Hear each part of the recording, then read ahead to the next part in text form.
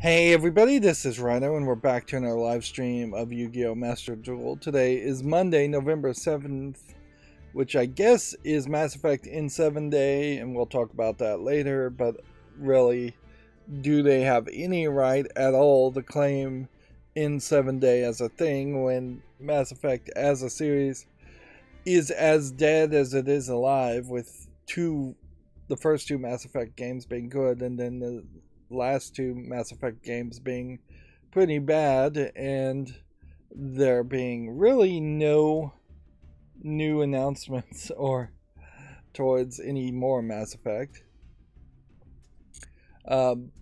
Streaming a little bit earlier, I could say for the accountability section that I'm still playing Darkest Dungeon. Unfortunately, as far as playing Darkest Dungeon, it is just a real grindy mess of an experience, so it's just slow and steady progress.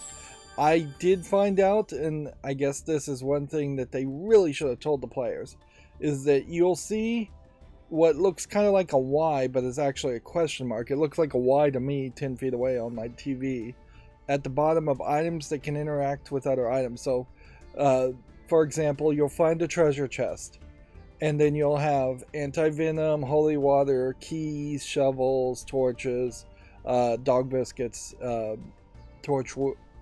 firewood, bandages, and laudanum. And there's several consumable items there that you can use on the chest to see if something will happen. And you only have to do it once, frankly, and then if it doesn't ever do anything with that, like laudanum seems to not really work with much of anything so far, so I would suspect laudanum may have been added after the fact in some DLC, and it only really works maybe on like crystal caches or something crazy like that. But yeah, if you drag and try and use those items once, it'll turn the Y, the question mark, into an X. That is incredibly helpful to have that perfect memory recall, and the game tells you nothing about it. And I was easily 30 hours into the game before I even visually noticed it. In fact, there's quite a lot in the game that I have noticed that 30 hours plus into the game, I have noticed for the first time.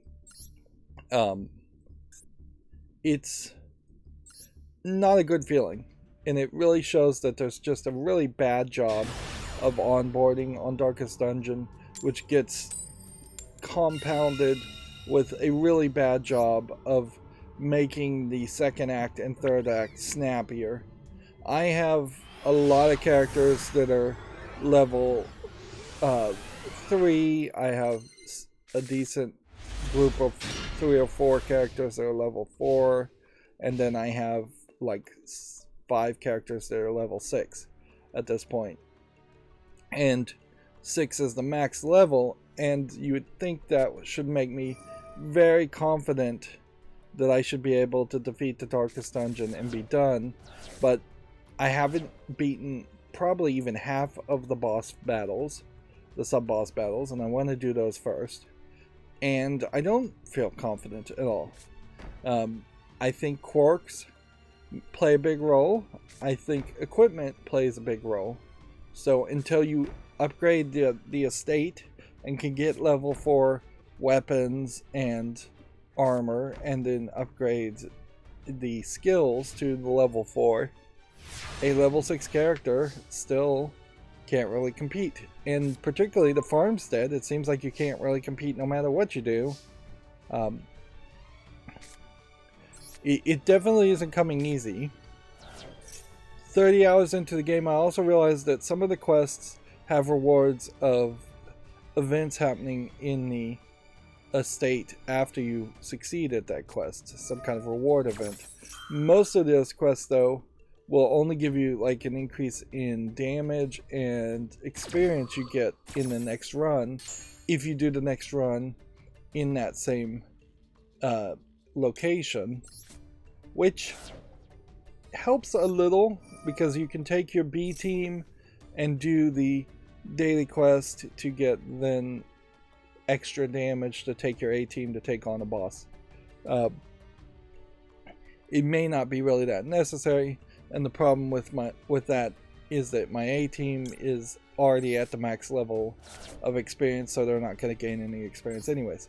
But they still may get positive and negative quirks, and inherently I think you really are just trying to lock in a very limited subset of positive quirks on your characters, and then eventually you're going to spend probably 5 to 6 turns / weeks eliminating negative quirks, so you have a character that just has absolutely no negative quirks, or has negative quirks that don't matter. Like, you can pretty much lock in negative quirks if you want to, and there's no real problem around that, or allow negative quirks to lock in if they don't matter. The stress reduction game mechanic in Darkest Dungeon doesn't seem to have as big of an effect in the mid-term of the game. It's just not super likely that you're going to need to fully upgrade the Abbey or the Tavern or even the Sanitarium, which does something slightly different and doesn't reduce stress. But yeah, none of those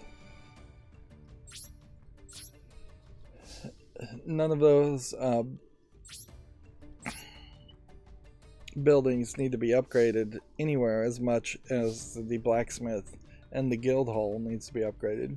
I upgraded to 100% the traveling caravan, in which you can buy items, but items seem mostly useless and that you seem to get them for free anyways. Items do seem like they are selling for more gold now than they were at the beginning of the game. I don't know if that's because I upgraded the cavern, or if that's just because the game is slowly upgrading everything for me, trying to make the game easier. It's not doing a particularly great job of making the game easier, and I am constantly having the feeling that I may not make it all the way to the end with Darkest Dungeon. Yeah. Honestly, it really is kind of like the tragedy of early access is shown in Darkest Dungeon by far, in that there was this rabid fan base that one would have to assume would have been much better satiated and satisfied, and would have grown even bigger had Darkest Dungeon just been released as a full product very quickly, instead of being this stretched out early access thing that just gets DLC after DLC after DLC.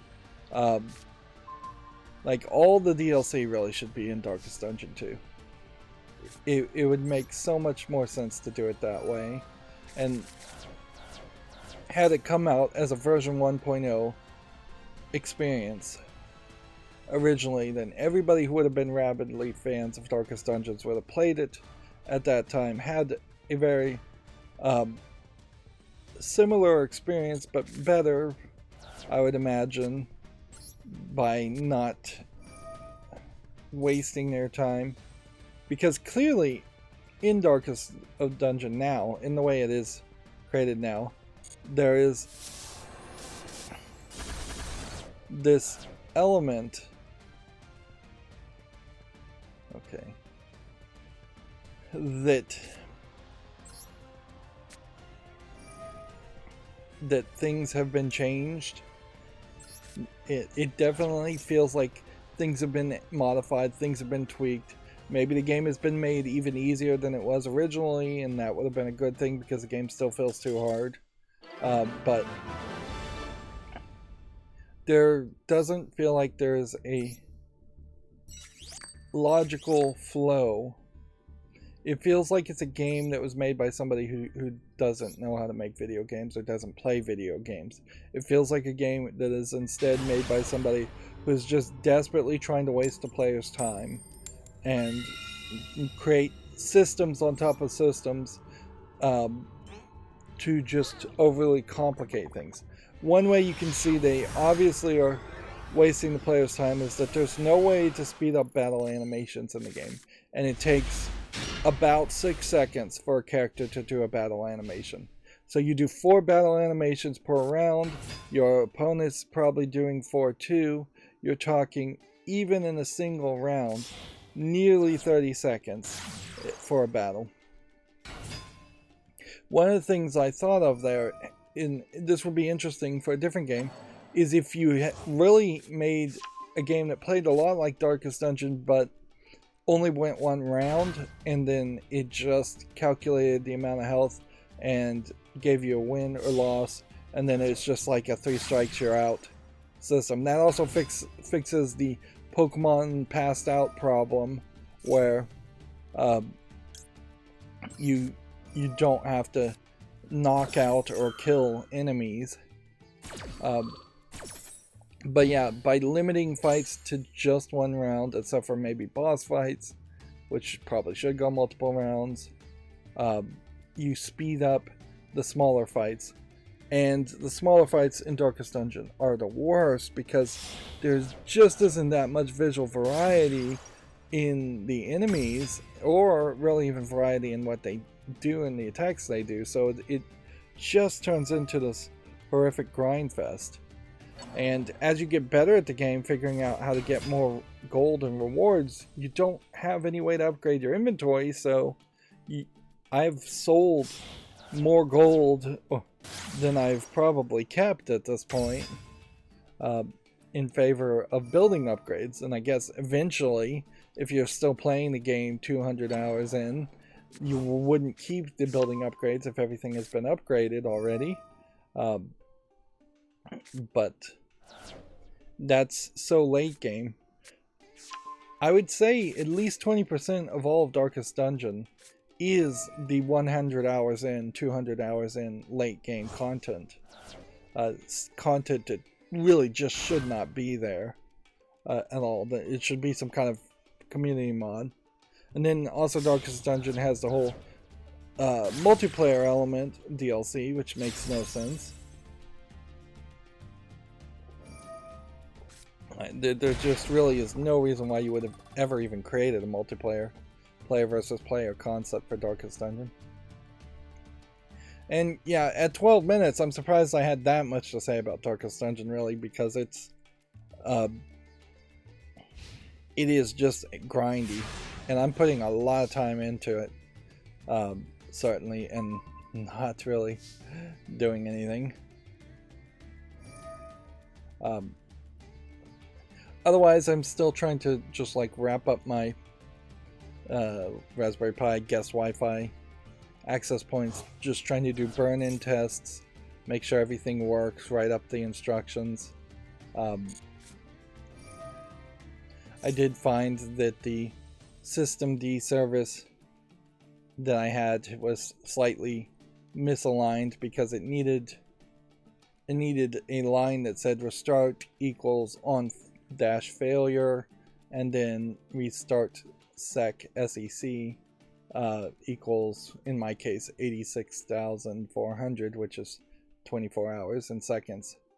It needed those lines, so in case the backup had already been run by some way, or if there was some other failure, that the service wouldn't just die and then never be run again. Because interesting on Raspbian, which is a Debian-based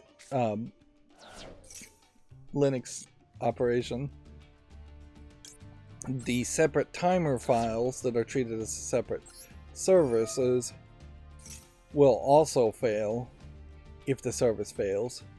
So you would think by default it might be more robust than that, but it isn't. So, and since this is a device that I'm trying as best as I can to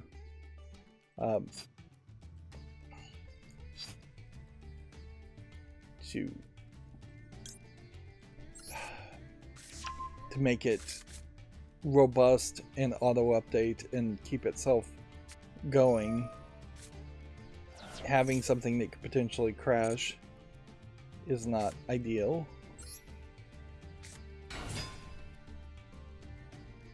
And inherently, I can only do so much. There's a specific date that I want to have this project done with, and there's just always that possibility that something pops up, and there's always that possibility that something doesn't work. At a certain level, I don't know if any of it's gonna work at all. I am fairly certain that it will, but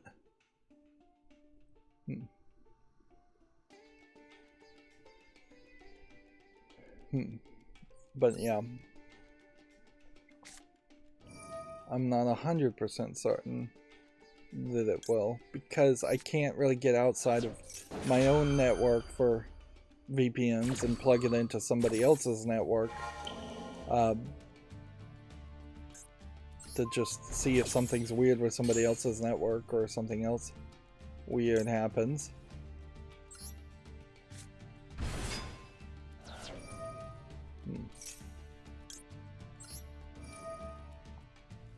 Let's go ahead and try to get rid of things.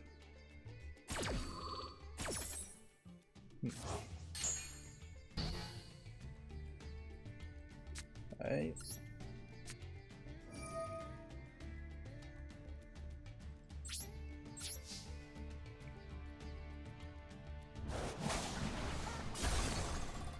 I have another project that I was going to work on, but as far as a Raspberry Pi project, which, yeah, I haven't even started that, so I'm not going to get that done probably this year.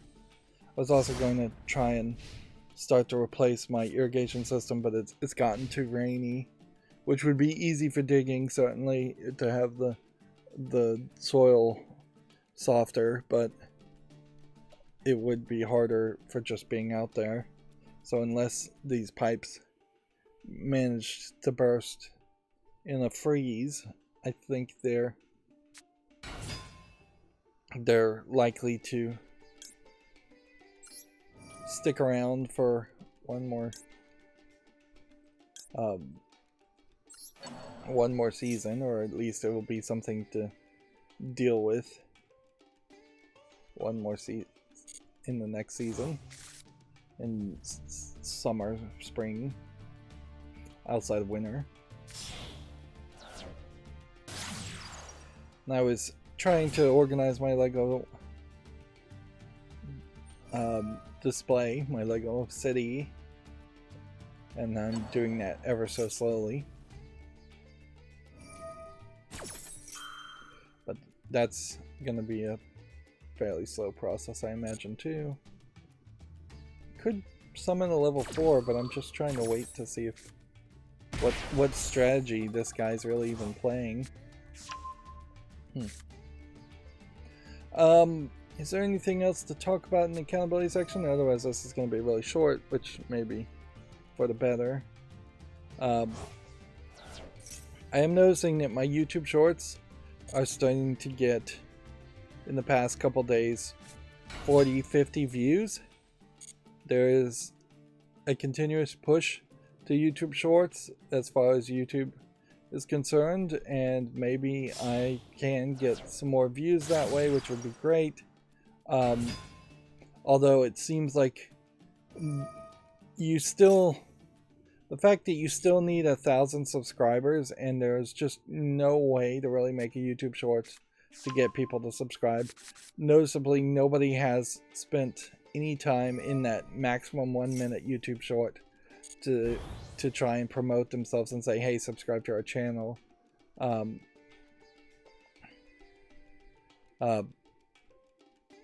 So yeah, pretty much any YouTube short content creator that doesn't have a backup channel that already has 1,000 subscribers will never be monetized, in my opinion. And I'm not seeing extra subscribers from getting extra views, but it might be at a scale of you need 10,000 views on a YouTube short before you even start to get 2 or 3 subscribers. And at least the YouTube shorts I'm making are the same thing fairly consistently, which is going in a very different direction than what a lot of other YouTube shorts are, which are more just snippets of longer videos. So I think I'm bringing in a new audience where shorts for big channels often are just a new way to enjoy something you already enjoyed. But yeah, I am happy to see that I'm getting more views, and maybe that'll get up there. If I was getting 1,000 views every single day from the YouTube shorts, that would certainly help in some potential future in which I was monetized. And of course, once you get monetized, it's probably going to be pathetic just how much money is happening. Honestly, I'm more hoping to win the lottery or win like Publishers Clearinghouse things at this point, and that's become my new bathroom activity of just clicking on a bunch of ads from Publishers Clearinghouse. Oh, I suppose it's a funny way to say this, but the whole new Shift Up game, Project Nikkei, while I'm following them on Facebook and I'm seeing a ton of posts about them, I have not gone back to that game at all. And it's been several days now. So I think that probably confirms that I'm just not going to play it. There may really just only be enough time in my schedule to play one gacha game, and Destiny Child is probably it as far as from Shift Up.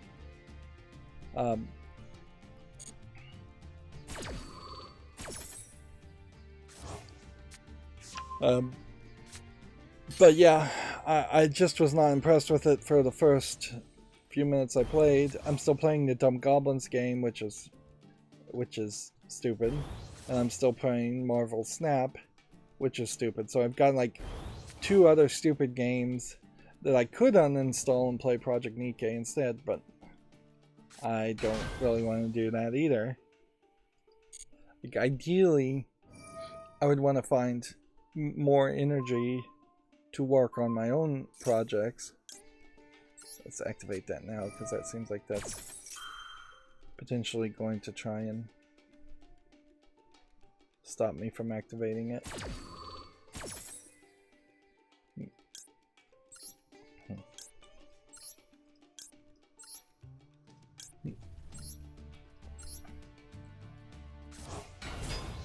But yeah,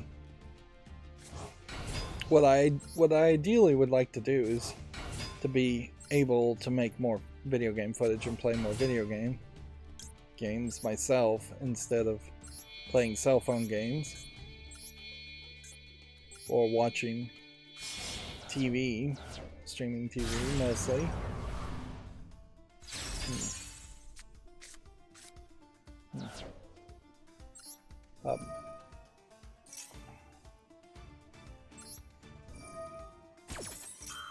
Unfortunately, I just kind of don't have as much energy as I would like to actually play video games. Or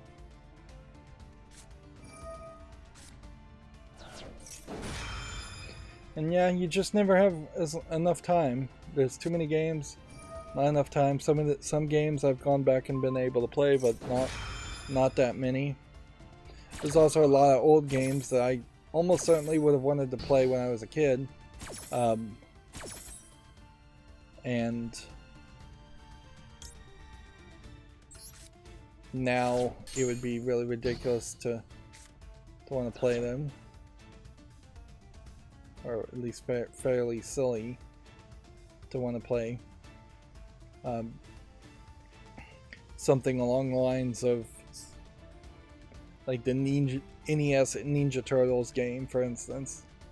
That's one that's been re-released, and it's nice to own it, but I don't know how many people really are going to play that all the way to the end, particularly in the Ninja Turtles collection that they released to play all of those games. Or I think there was like a Who Framed Roger Rabbit Game Boy game I played as a kid and rented for like a week. I don't think I would ever really have time to play that all the way through. That'd be silly. Alright. More than likely, we can win here.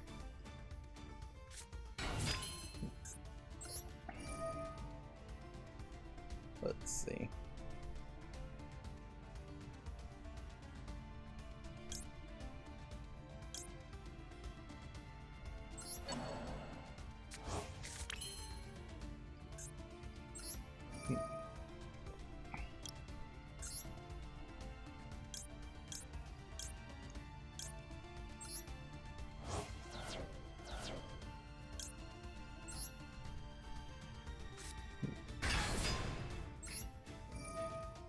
It's just going to come down to, can I banish this card?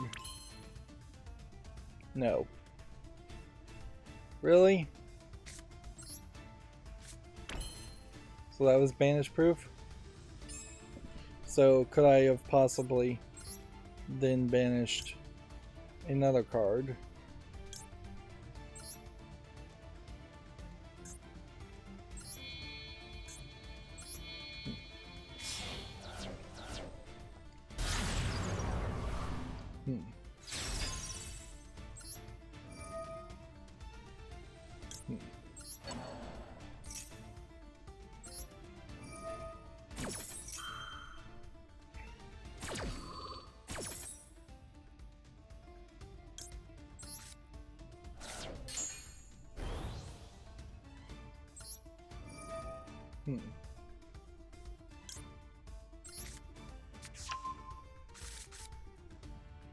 Well, I'll be darned. I guess there was a way to win here, after all.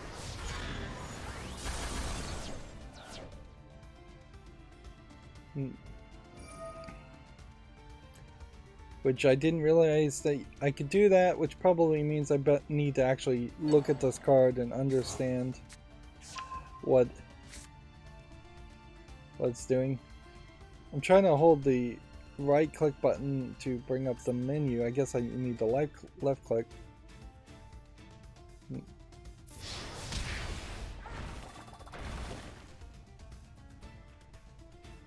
Gains the attack based on the monster that it link summoned. Ah. Okay. That's cool.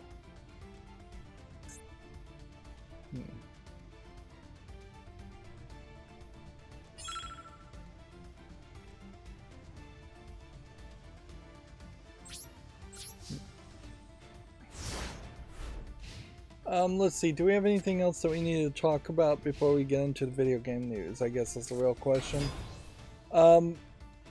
Probably not. There is. Twitter is imploding somewhat. I definitely would say that imploding is probably the right word. There's a lot of people hating the crazy things Elon Musk is either saying or actually doing. I don't know if I mentioned this, but apparently there's a claim that he simply stack ranked a lot of programmers at Twitter and fired the people who did the least amount of lines of code, which that definitely seems like a problem.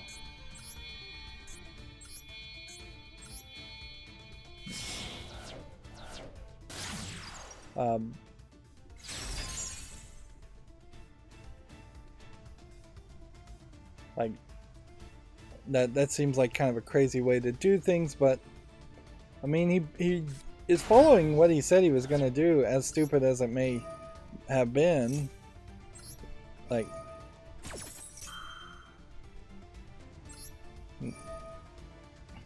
he said he was going to shake things up. He said he was going to fire people. He does seem to be trying to make the company make more money.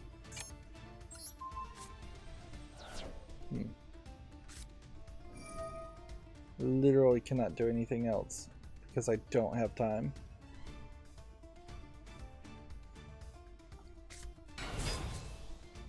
But yeah, there's a certain level, I think, of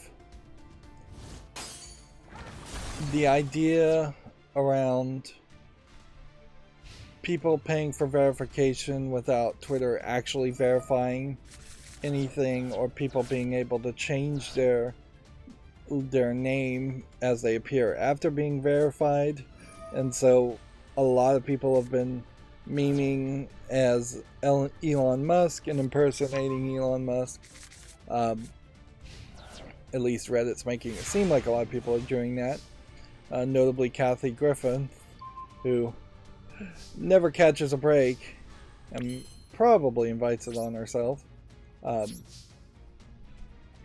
has been permanently suspended for impersonating Elon Musk.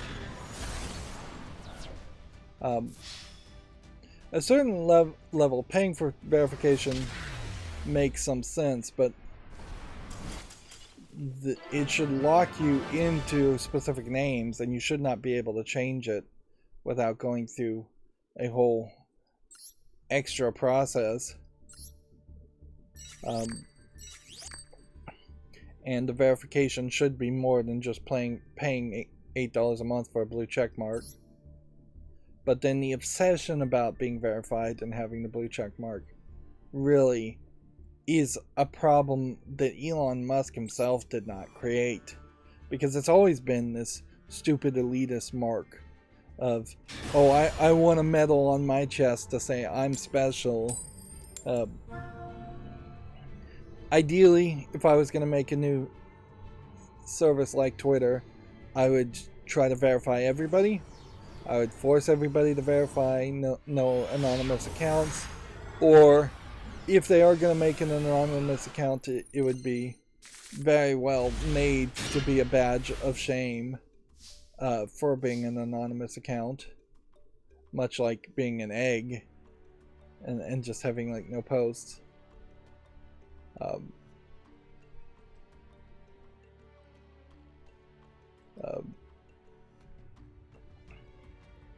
Should be a bit of a badge of shame.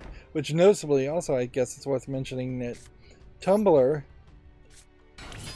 after losing almost all of its value, has said that they are going to allow nudity back in their posts. Although, it's not really undoing everything that they did, because the nudity posts are still not going to be searchable or discoverable, and they're going to be hidden behind a login age gate, or at least an age gate. I don't know if you actually have to log in.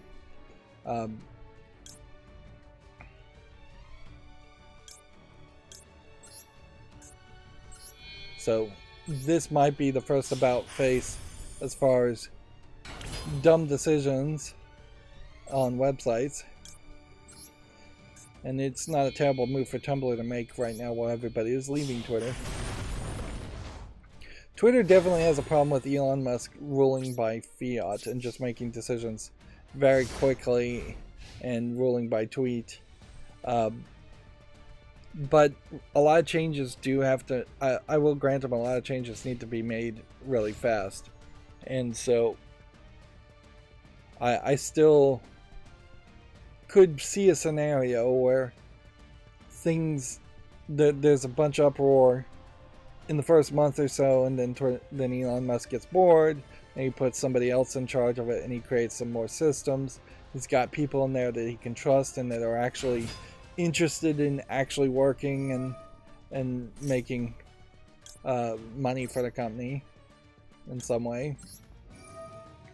And then all of a sudden, what once would have been crazy proclamations by Elon Musk may be filtered down into actually thought out plans.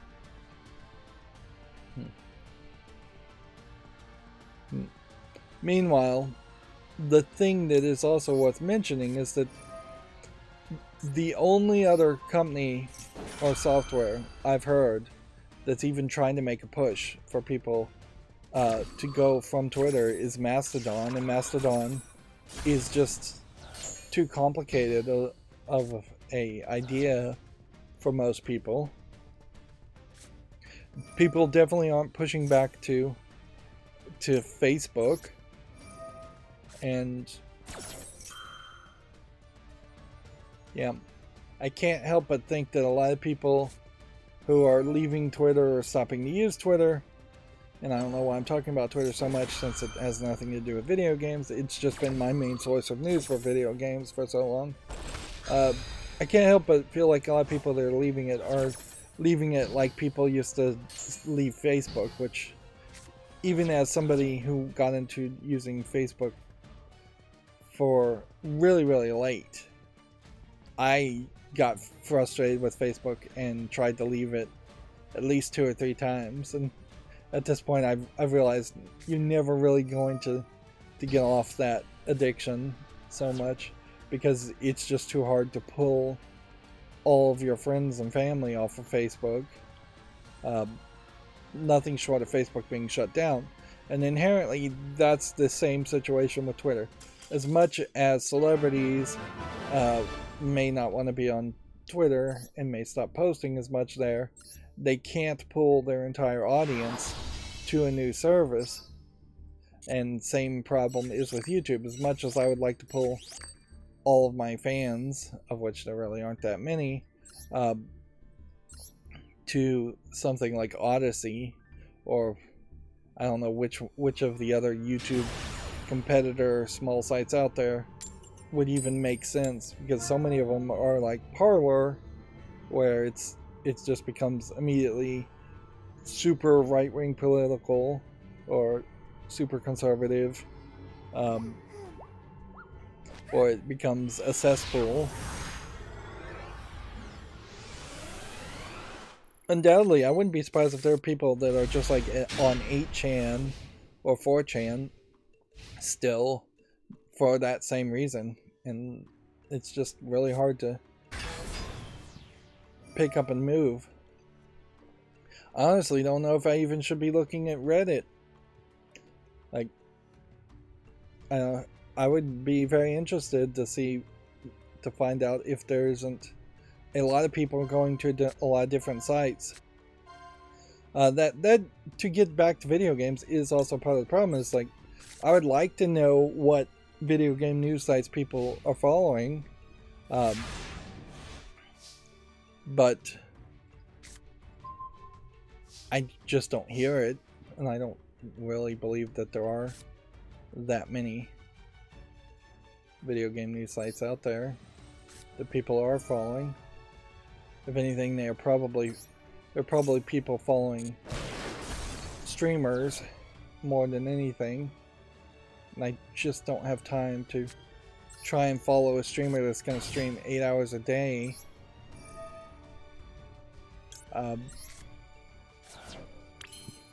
To get small bits of news, much of which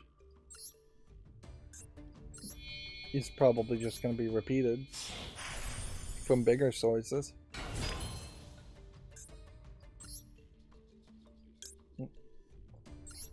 It sadly makes an argument that there probably should have been more acquisitions of video game news sites and journalists, I guess specifically, so that you could get several people and make a good team of actual good video game journalists. At a small level, I think maybe that's what Bloomberg and Jason Schreier is trying to do, but I don't think they've taken enough steps in that direction to make me confident that it would ever be a big collection of news reporting people.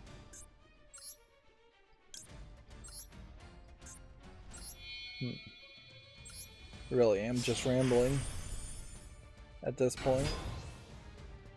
I've noticed that too, also playing Darkest Dungeon, is that I'm going quiet quite a bit, or I'm just rambling quite a bit.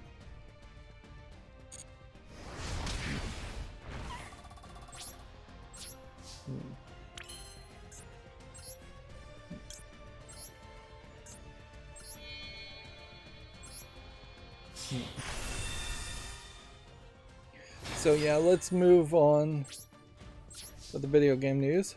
So yeah, BioWare is doing in 7-day. What's funny about this, I think, more than anything, so I guess they had some kind of Easter egg video of just a still image of whatever MR7 is supposed to be. But yeah, they really have nothing to say here, so that they just have like a cutesy drawing fan art of some of the female characters from Mass Effect, which I don't even know if those are particularly the most favorite characters. There's pretty much you like to all the characters, I think, fans. And noticeably, this character here also is wearing like a sweatsuit with actual clothing. This might be the FemShep character, but I couldn't even really tell you. And I'm not sure if this like robot lady should have any skin showing at all. But yeah, this is really where Mass Effect has boiled down to, is that they're just trying to bleed the old fans of Mass Effect for gadgets and clothing lines here. And it's a sad statement that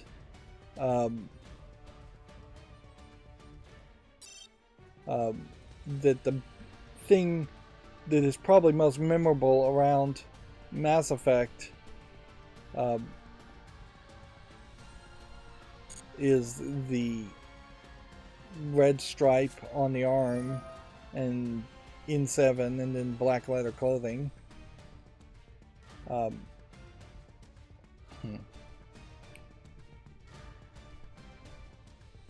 Yeah. That's certainly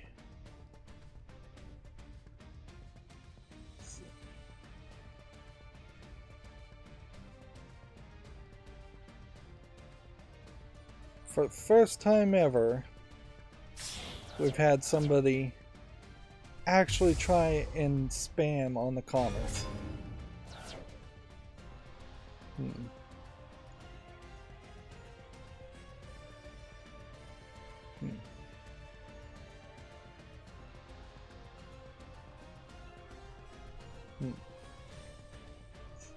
And not only did they try to spam, they uniquely tried to spam 4 messages in the chats at the same time. Just quite a lot there. Okay, this is going to destroy everything anyway, so is there any way that this would activate? I mean, I could activate it, and then I could waste a bunch of time. But no need. Yeah. Yeah. My point mostly to make here, though, is that BioWare has been somewhat screwed over, but they also kind of allowed it to happen to themselves by EA being their publisher. I think their publisher was EA. So they just don't have the money. If anything, I guess I probably think BioWare is a bigger company, a more successful company than it probably is. But they just don't. They just didn't do great with the Mass Effect franchise, and then that really only leaves them also with like nostalgia around Star Wars: The Old Republic, and if people still like Anthem, and potentially a new Dragon Age game. Like, technically they're claiming a Dragon Age game and a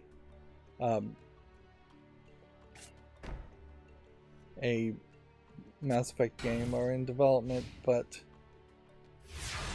I don't know if I would really believe any of that.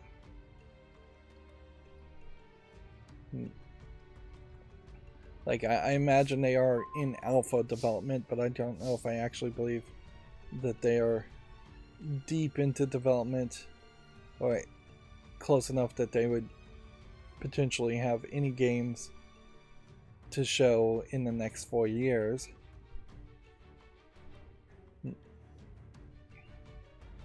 I would put it closer to even money, honestly, that the BioWare, as we know it now, is actually going to be bankrupt or shuttered before an actual another BioWare game gets made. Let's get rid of that one. Interesting. So I want to end with this one. So we'll just start with this one.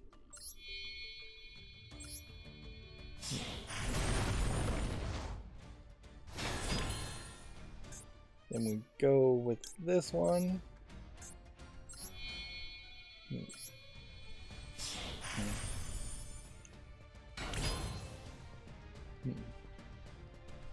Then we activate this. And toss this. We are back to winning. Unfortunately, that does just lead me to focus on playing Yu-Gi-Oh! More.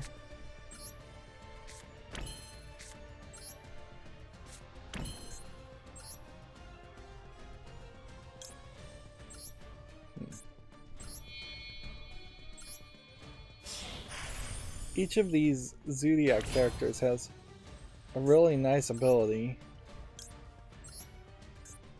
if you understand them.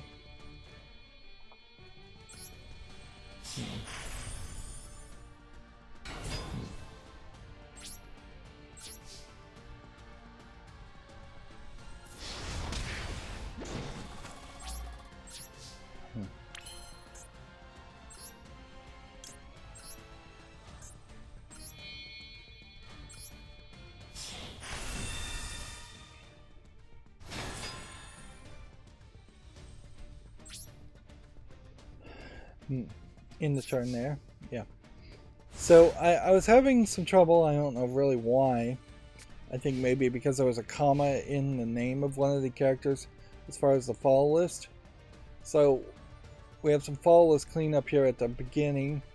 It's not super hard to say yes to this Yukin Kana, although I don't know if I really would engage with this. It seems like this is probably the level of difficulty you would need to start learning Kanakate. And it's specifically focusing on Kanakate and not the other Japanese Asian writing style of Hiragane. Although, noticeably, this probably is the same word in Kanakate and Hiragane, and I could be mispronouncing these languages. These writing styles, but just because of mob rule, this should go on the wish list. Learning to write the Kanakate Hiragane is probably way more helpful to be able to read and write that than it is to learn to speak Japanese.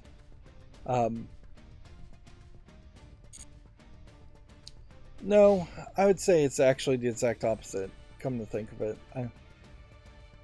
Yeah. What in the world is here?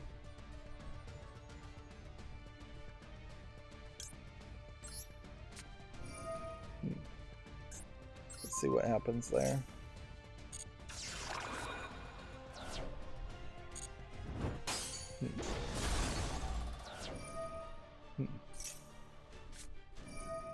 Just trying to draw a card.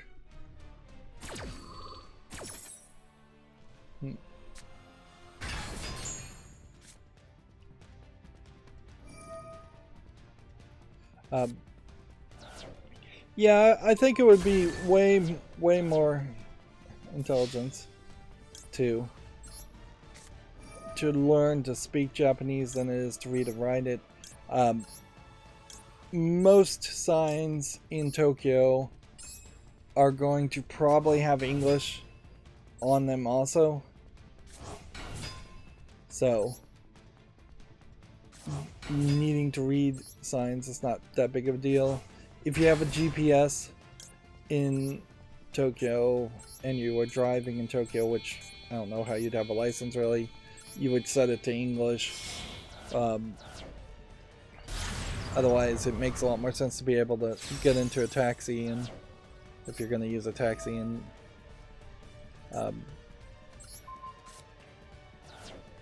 and just talk your way to a location.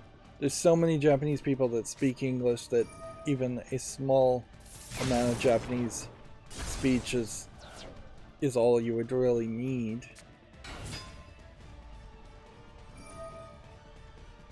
Yeah.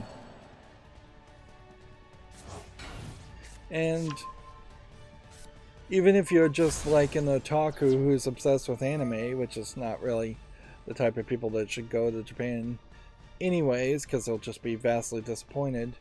Like, it's not like dubs and subs tend to be in hiragana or katakana either. They're in English Roman letters.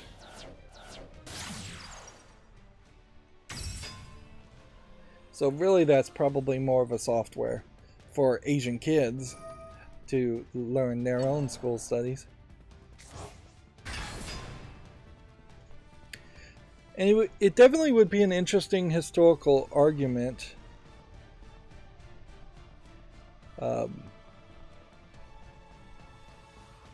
Wow, this bot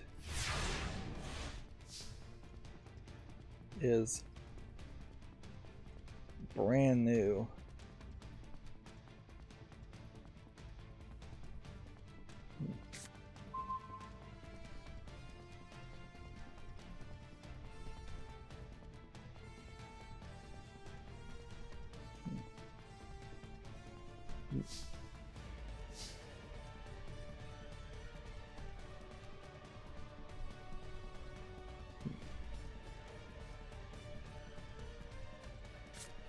I wonder if bots are getting desperate.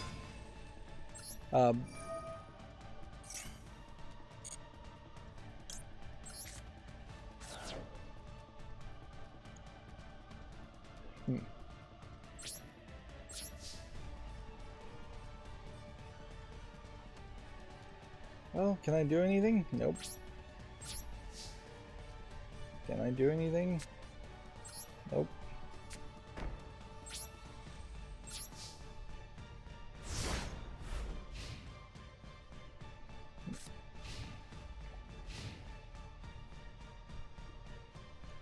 I probably can do something in the next turn, as long as I survive this turn.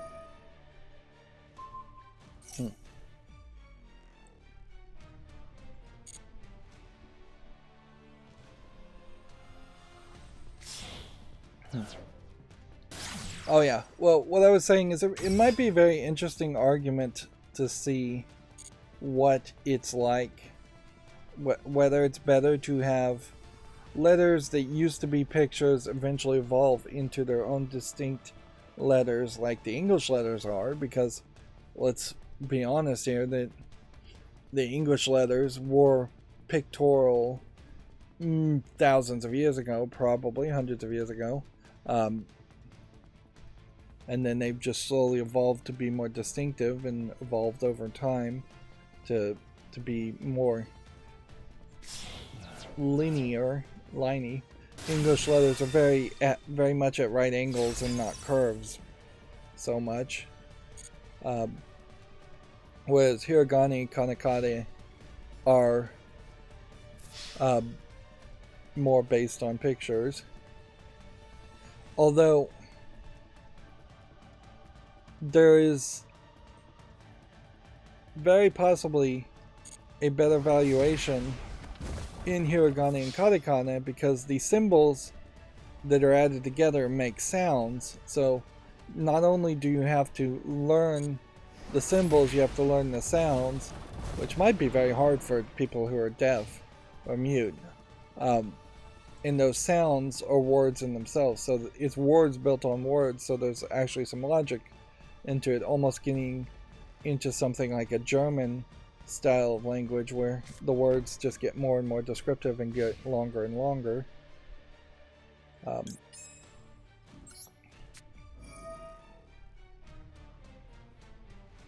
Let's see.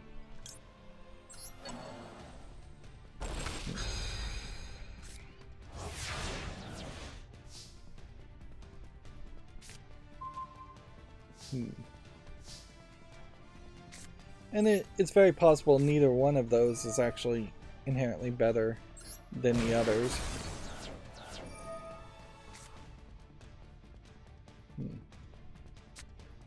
Alright, summon this. Activate this. Summon this. Toss 4 of these.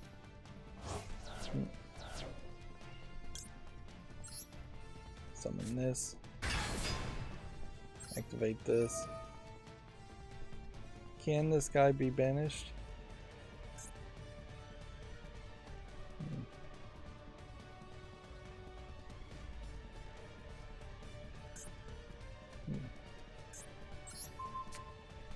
Yes, it can.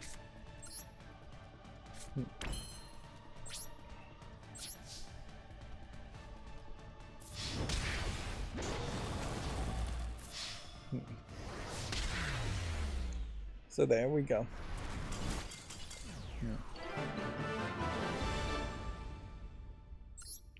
But with that, I'm moving slow today, so I want to take a bit of a break. I may come back to Yu-Gi-Oh! It's certainly a lot easier to come back to Yu-Gi-Oh! When you're winning than it is to come back to Yu-Gi-Oh! When you're just failing miserably. Let's see. We went up a level in lifetime also. So yeah, we've already done the daily quest. Yee's Monstrum Nox here. Yee's 9 can go to the wish list. The computer may be at risk. I guess needs more time. Seriously.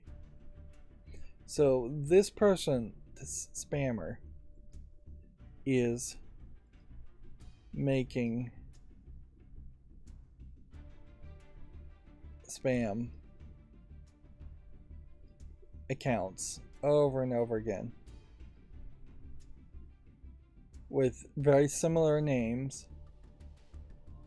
and a website address, kind of malformed website address.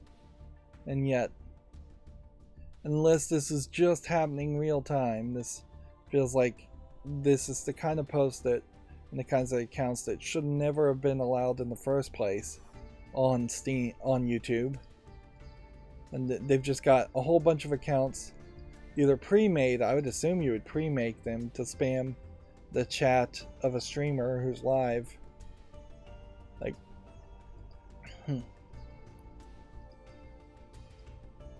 And it probably is a case that the global recession is going to increase the amount of spammers and desperate people in general.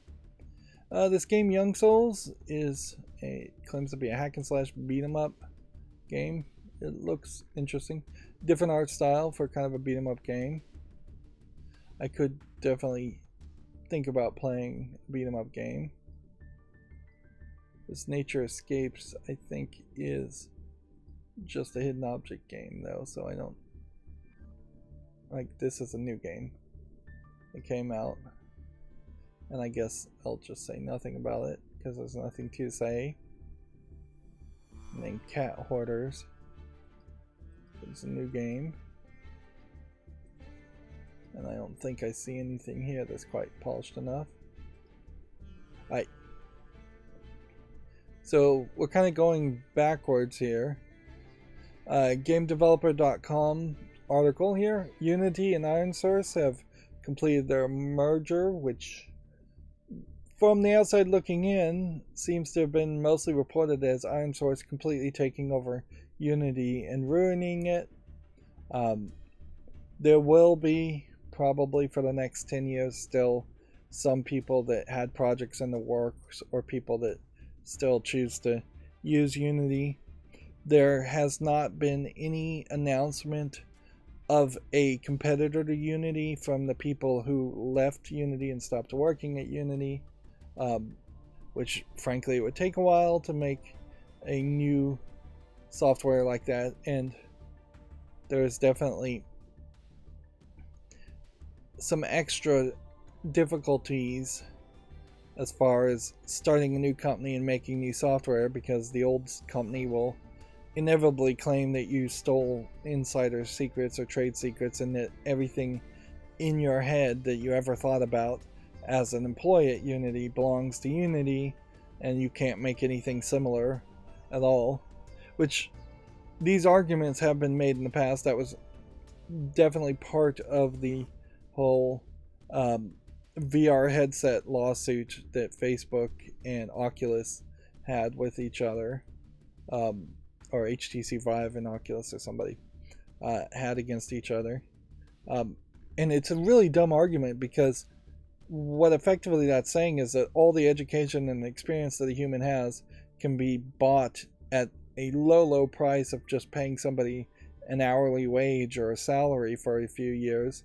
And if that was the way the laws were going to go, the only way you can make that balanced is that Unity would have had to have paid for the entire education, and I mean entire, from kindergarten, pre-K up, for that person, and basically paid for their entire life experience also, not just education. So if we got into some weird sci-fi world where people were genetically engineered or cloned to be employees for a company, and the company just had to feed and nurture and grow that person from birth, maybe at that point, in that sci-fi dystopian thought, maybe then the laws should say that what's in somebody's head should belong to that company and should be insider trade secrets. Or you take the much more realistic and logical thing and say, get rid of the idea of inside trade secrets, or insider information means something different. Trade secrets, and get rid of a lot of the ideas of patents and copyrights on top of that. But in particular, businesses love to claim everything is a trade secret, and the fact that there's any laws that protect trade secrets at all is kind of ridiculous. Because if something really is just a secret, then they should just have the burden, the company should, to keep it a secret, and they should have the burden to keep Unity employees happy so they don't leave, and that's in this case not what happened, at least as I remember it. Here you can see it says it's regaining video games, or GameDeveloper.com says it's regaining trust after a rough summer.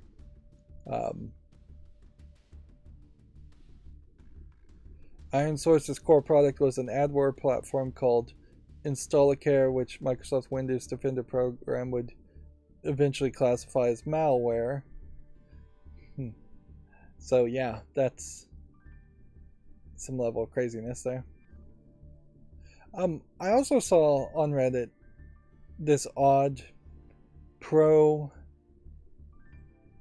Tim Sweeney, I think, the guy from Epic, post on Today It's Learned that seemed like it really was pushed as just a propaganda piece, as a advertising piece for him, saying he wrote 90% of the code for the original Unreal Engine, which maybe that's true, maybe it's not.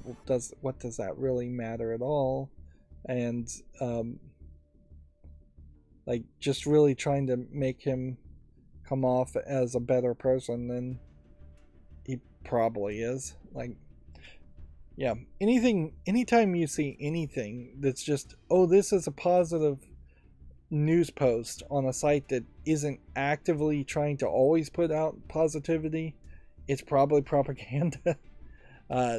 Almost all news is inherently negative and would not report anything positive. And if you were going to report something positive, it would have to be positive and relevant, and there just is no real relevant in anything today I learned,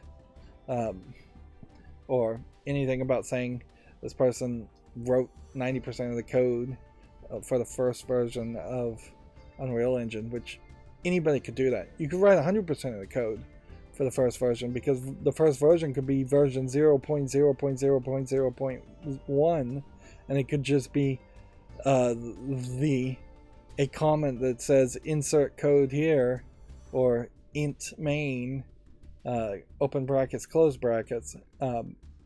That would be 100% of the code being written by you. That doesn't mean anything at all. Inherently, if you're in charge of Epic now and you're the boss of Epic, you're not writing code, and you almost certainly haven't been writing code for a long time. Apparently, there's a report that Meta will begin large-scale layoffs this week. The company formerly known as Facebook is reportedly preparing to cut thousands of jobs. I wouldn't be surprised that if the narrative, at least, of a global recession, if not the reality of a global recession, is going to allow a lot of companies before Christmas and the new year to lay off a lot of people and get rid of a lot of people. That no company wants to admit it, but I imagine they probably realized they didn't need as many people as they think, from the remote working, and frankly, a lot of people have just gone crazy. I'd almost feel better if one of these companies came out and said, you know what, we're going to lay off 1,000 people because we evaluated their performance, or we have found them to be just completely irate and not doing their job.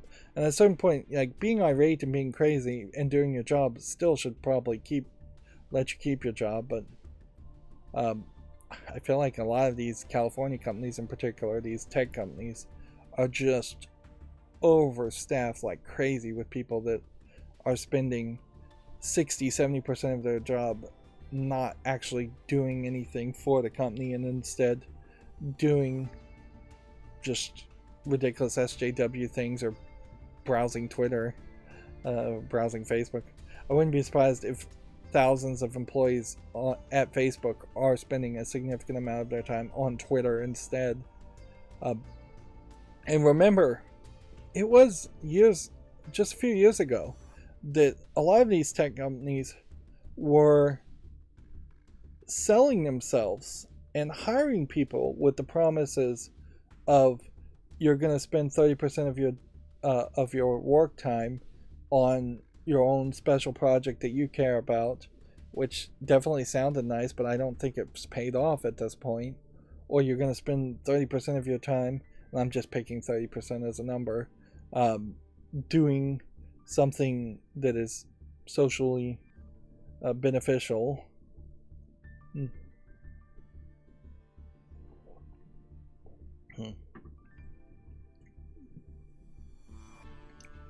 Let's move on, otherwise I'm going to get into a rant.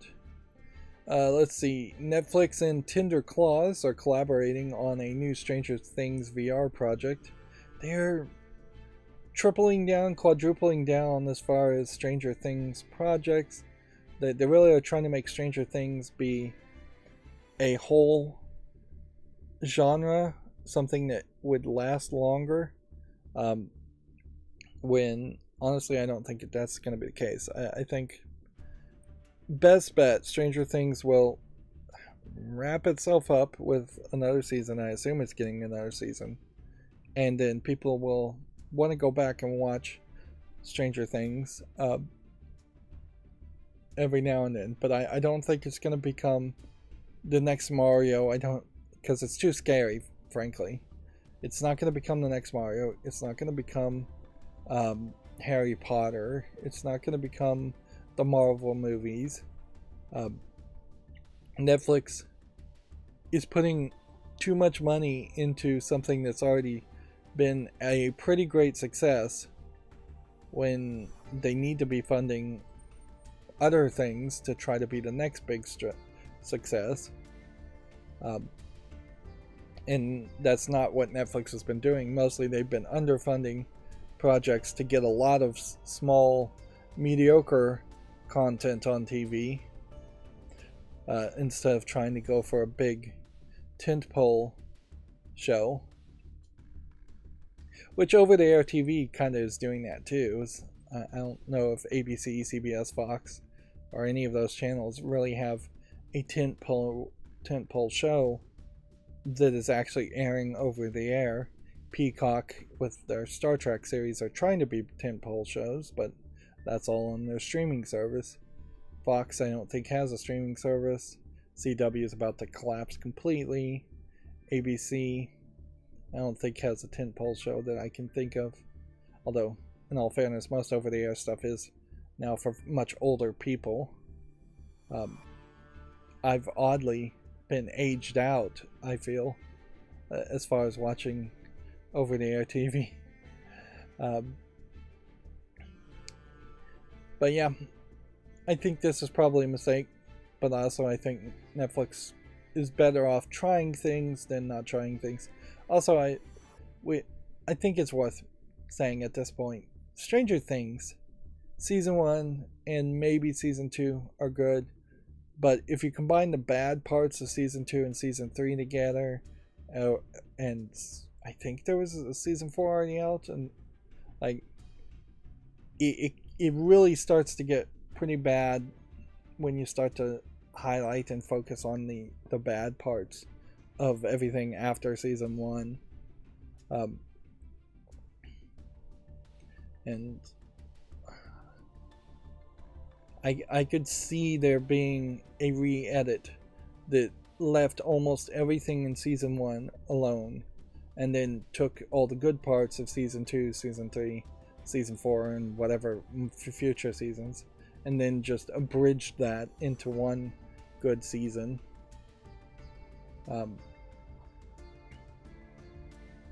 Moving on, Modern Warfare 2 breaks records again after earning over $1 billion in 10 days, which I guess that highlights that microtransactions still work for Modern Warfare 2 players, and Modern Warfare 2 players are still playing Modern Warfare 2.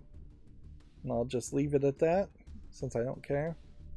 And then there's a report that gambling sites are thriving due to the use of the Steam Marketplace. Third-party gambling continues to grow since Valve said it would attempt to crack down on it back in 2016.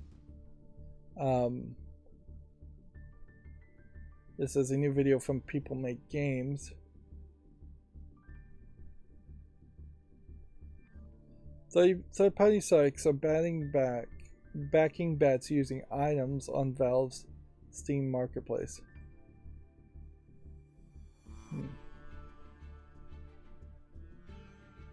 I don't understand how you would really do that. This seems complicated. Per the video, the entire marketplaces and third-party gambling sites have grown for the sole purpose of selling Counter-Strike Global Offensive skins acquired from loot boxes for real-world money. These websites piggyback on Steam's own API, which helps them grow and catch players' attention.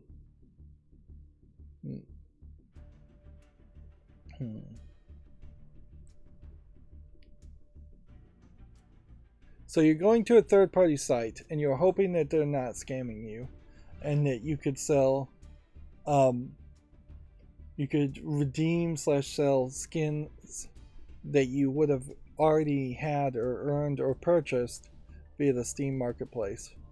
So there are sites that allow you to cash out. So where's the gambling part?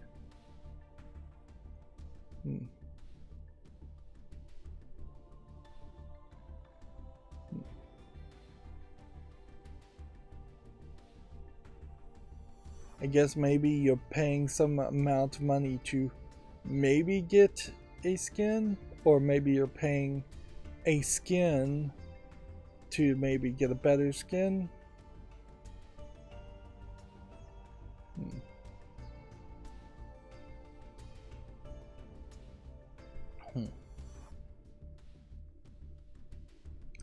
Yeah, I've lost interest in this article. This is one of the longest articles I've ever seen on GameDeveloper.com that I've actually wanted to read. And even at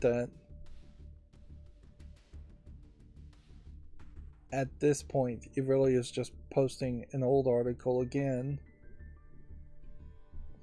It's not explaining itself well at all as far as what the gambling mechanic here is. And honestly, I think this is very possibly just a video slash article. An article based on a video, maybe to promote this video, or maybe just to attack Steam before the big Black Friday Steam sale. I mean, if you want to take it that way and see it as a planned out attack, that's very believable.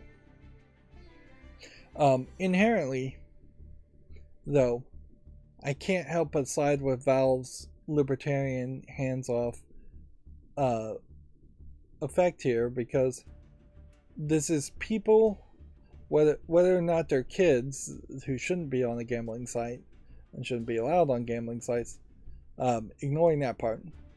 This is people going to a site that is not being promoted or in any way affiliated with Steam and the Steam marketplace, who are actively going to that site to gamble and want to gamble using the Counter-Strike Global Offensive skins like chips.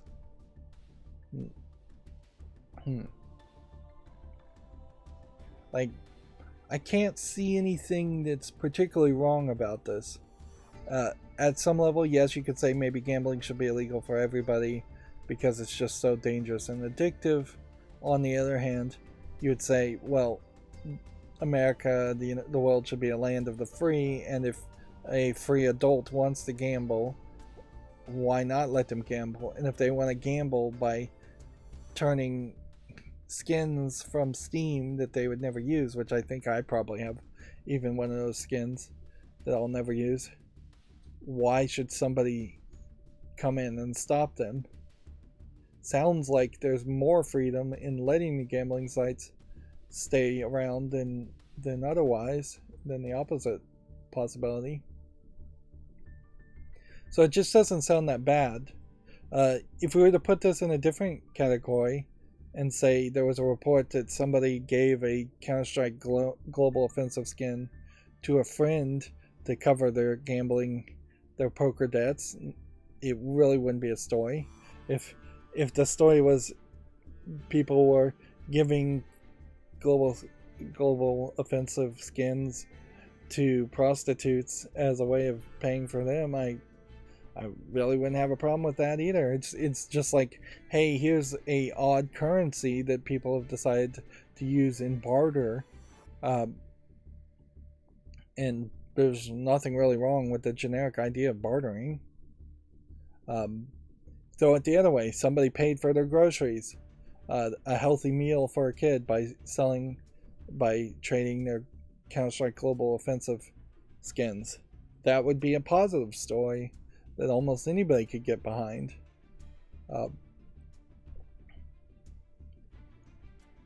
Moving on, Halo Infinite, quote, tripped and stumbled at launch, says Xbox Game Studios boss.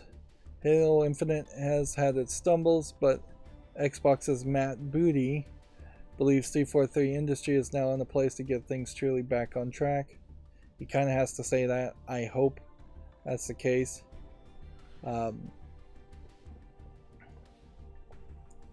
Xbox Studios boss potentially being the guy who will replace Major Nelson when Major Nelson eventually gets promoted up the ladder. Moving on, Gears of War revs up for a live-action film and animated series at Netflix, which I probably would want to check out the animated series, because that probably would be tolerable enough to get whatever light story that actually exists in the Gears of War franchise. I know there's a little story. I don't know if there's really that much. It's really crazy that this character is in the middle here when this guy has always been the character that was the main character in the series. I have no idea who even this is or this. As far as the live action thought there, I would check out the live action, but I would just have to assume that it's going to be as bad as any of the anime live action adaptations that Netflix has made. The Full Metal Alchemist live action films, the Death Note live action film. Like, I imagine that's the level of quality you're going to get. Best case scenario, you get something more like The Witcher, which was what they should shoot for. But even at that, I don't know if The Witcher live action ever looked that good. And as someone who only watched the first season, that looked pretty rough visually, and I can't help but assume that there would be even more props and costumes and CGI you'd have to do in Gears of War compared to The Witcher. Moving on, Remedy saw a slight revenue growth in the third quarter as the Alan Wake remaster underperformed, which, yeah, I hope they get the message there, really, because Alan Wake, as much as Remedy seems to love it, wasn't that good of a game, and the remastered version maybe improved some of the flashlight mechanic nonsense and the batteries dying nonsense, but as somebody who played Alan Wake, I don't think it ever was that good of a game in the first place. I never played the American Nightmare spin-off DLC because I found the game boring. I'm not sure I even did any extra DLC on Alan Wake. And honestly, I didn't even find Control that good. Like, I found it underwhelming. So I just don't think Remedy is as good at making games as they think they are, and trying to create a connected universe. It feels a lot like you're trying to run before you learned how to walk. And again, this might be a case where BioWare and Remedy might be companies that have promoted themselves so much in my mind that I think that they're big AAA game developers, when honestly they probably are closer to medium AAA developers or even AA developers, where by contrast you have companies like Capcom that, if you're thinking about Capcom as far as Resident Evil, you think of them as a big company, but if I'm thinking about Capcom as far as a Sword Art Online game or some anime game, I think of them as more of a mid-tier. Alright, so we have Zakari Pinball here from 2016 that's still in early access. And yeah, I think I was making kind of an exception here. It's ridiculous that this is still in early access, but I feel like part of the idea is that it's in early access always because they're just constantly making new content. They recently, as far as September, put out a major update for a Postal 2 pinball table. So yeah, this is another follow list game. I'm gonna make an executive decision to put that on the wish list. This is a VR game, so I'll leave it on the follow list. A lot of these tabs feel like they're coming backwards, because that was Zakari and now we're doing Wise. Well, this looks like a platforming game of some sort, although it seems to be part visual novel and part platformer and part other things, like just a collection of several mini games. But yeah, it's rated very positively, so Mob Rule, put on the wish list. Yuri Kill the Culmination Games is a shoot 'em up game with visual novel elements. You know, that is different. This one definitely got promoted quite a bit, and yet it only has 20 reviews. It is 73% positive. Yeah, I'll leave this on the fall list. There is a potential argument, though, to play something that is a shoot 'em up that also has a whole bunch of other elements and story to it, because then that will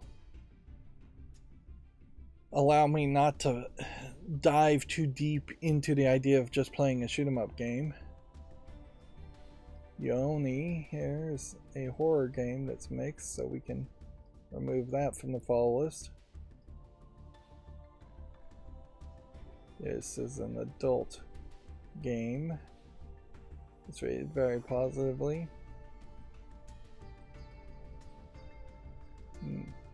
2020. Yeah, it's YouTube family friendly as far as the screenshots. I think you say no to this just because there's no major standout here. It seems to be a spin-off of another game, so you'd have to get into a whole series of adult games. Kind of at a certain point, I guess if I became really popular and people were just gifting me games like crazy, which I have been gifted a couple games but not a ton, at some point I may have all the mainstream games, and the last things to put on the wish list would be to just go back through all of Steam and say, show me all the adult content. In particular, since I now know that I've missed a ridiculous amount of adult content. This one's VR, so I'll leave it on the fall list. Here's Monstrum Nox, which that's straight up a duplicate. I'll put it on the wish list again. But yeah, that would, I suppose, make a decent amount of sense to go through the adult section and see what from the beginning of time, or what would have retroactively been put in the adult section.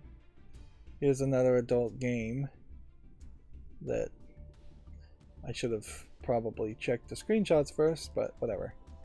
I'll put that on the wish list too. But that's not the thing. Certainly, if I got my Steam library and it was just full of adult games, I'd be more than happy with that. It would though just be a list of adult games that don't have any chance of ever being played by me just because of YouTube's rules, unless YouTube changes things. Here we have a widescreen top-down shooter. I think it's a top-down shooter. It might be a shoot 'em up. It's probably more of a... No, it's a top-down shooter. Shoot 'em up being a game where you only shoot upward, top-down shooter being where you shoot from multiple directions. Small difference. This is one of these Ziggurat old games I've never heard of, so I think we can get rid of that. It would be kind of ridiculous to have a whole bunch of old games. Not super crazy, but not very useful. This game's not relevant enough, and it's a couple years old. I am definitely past the point of giving anybody slack because of the COVID pandemic. Like, even though the COVID pandemic still is kind of around and people are still getting COVID, the total lockdown stuff in 2020 has come and gone, and so I'm not giving extra time to game developers. This is some kind of early access VR. Seems like I would suspect it's player versus player MMO. So I don't know why this would have been on the fall list in the first place. The odds of anybody, enough people playing a VR MMO seems to be really, really low. Zen Cube is a Rubik's Cube, which I am almost 100% certain there's a better Rubik's Cube game already on Steam and already on my wish list, so I'm going to get rid of this. And because I know of a better one, or I recall a better one. And we have a top-down twin-stick shooter zombie game that's mixed, so that can go away. Zeitgeist, I'll give more time. This looks kind of pretty, but that doesn't mean as much as it would. Early access player versus player game. Single player online co-op. Early access from 2021. Looking at these graphics, I think we can toss this too. This might be an example of a game that looked good enough to put on the fall list in March 16th of 2021, but in November 7th of 2022, standards have gone up a little bit.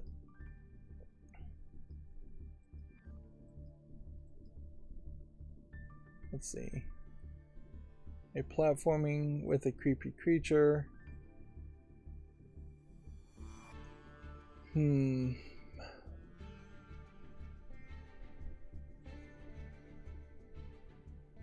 This, at its level, still seems like it is a frustration platformer, even with a different animation style. I don't know if I'd even call this good.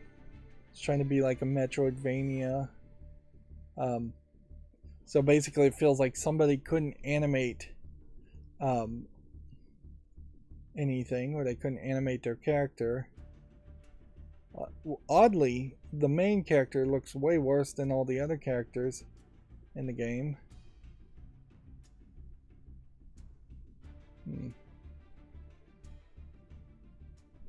You know what? I'll leave this on the fall list and think about it more. Alright, let's start going through the Video Games Chronicles article. I still have not worked on fixing this. Lionsgate apparently wants to make a big AAA game based on John Wick. We have been fielding proposals, which at a certain point they should have always been fielding proposals, and the fact that nobody has really said yes to it probably highlights a issue. I haven't actually watched the John Wick movies, but it may be a little too much action, or a little too much violence, or a little bit too much of mafioso. Noticeably, the ideas of assassins guilds, mafias, things like that don't show up that often in games, with the exception of the game series Mafia. And I think that some of the story around John Wick is that he is in this group of assassins. There was, I guess, this John Wick Hex game. But also, if it has nothing to do with John Wick, it also probably has a lot to do with licensing. Why would you make a licensed product based on John Wick when you can just make a John Wick-like character and own that intellectual property in the first place? There's nothing really special about John Wick as a character. Like, people, and I can attest to that because I really know nothing about his backstory other than he's the guy that they killed his dog, I think. But I think that's John Wick. and that he's just supposed to be like the best assassin who was retired ever. But yeah, that's pretty much all I know about John Wick. Maybe they killed his family too, but that's not that big of a difference than most assassins or most action hero characters. If anything, you could easily parody John Wick and start a game where where a bad guy kills a dog. Moving on, Video Games Chronicle says Diablo 4 is reportedly launching in April of 2023. Which, okay. The hope is it's good, and the hope is that it's not rushed. Although, at a certain level, you kind of assume that whatever Diablo 4 is on launch day won't really be what it is 4 years after launch day, because they're going to add either expansions for free or DLC, something, expansions for paid money possibly too. The original version of Diablo 2 even is not the preferred version, I think, for most people to play Diablo 2. You want the extra expansion versions. And yeah, they really have not done anything to get people to want to play Diablo 1 or Diablo 2 Remastered. I assume Diablo 2 Remastered is out.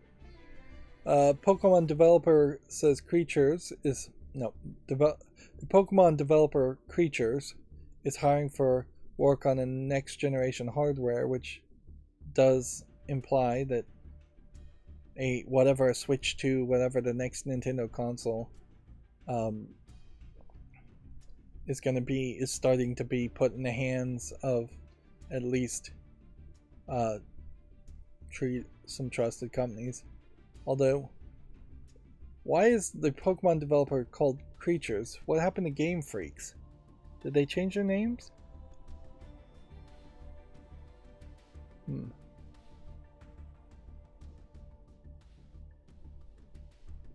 It wouldn't be that crazy.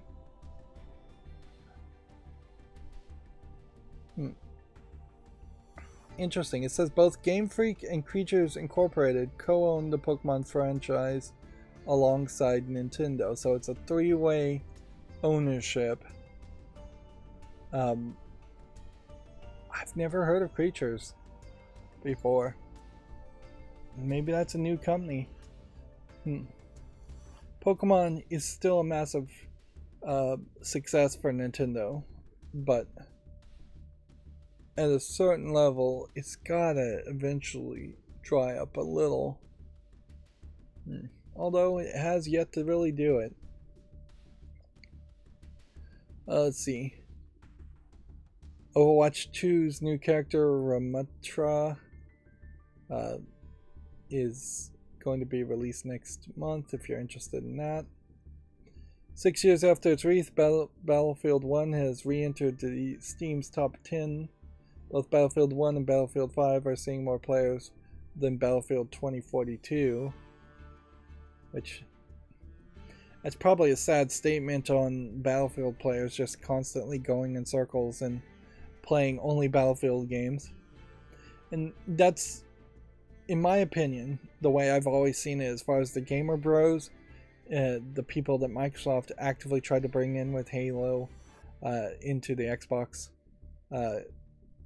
ecosystem, is that you brought in some players with Halo 1 and you got them interested in the Battlefield series and the Halo series and kind of nothing else. Call of Duty series, obviously. And since they were never natural fans of video games and never had any natural desire to play video games, and were kind of peer pressured into playing first-person military shooters, they never jumped over the line to play anything other than first-person military shooters. And I'm not going to really hate on the gamer bros of today, because they mostly seem like fine people. If that's what they like to do, I'm not going to hate on them for that, but I really don't know if I'd call them gamers. If we're going to play semantics games and gatekeep, I don't know if you really are a gamer if you're playing just 5 games a year and they are the military first person shooters with maybe a NBA 2K and like a FIFA or a football game. Like, if you're not willing to touch any other genre at all, I don't know if you really would be considered. Probably a hardcore gamer would be a better term to use. Now, it's important to say also that's a bad statement for Steam's top 10 at the moment, also, is that there are just no games out. And Black Friday is really around the corner. Like, November 25th, isn't that Black Friday? And it's November 7th. At the moment, I really have no interest in buying anything during Black Friday, but I'm already seeing lots of Black Friday sales. I think particularly, I'm not even going to check Amazon.com as far as their whole lightning deals and Prime Day sales and things like that. I just really have no interest in any of that at all.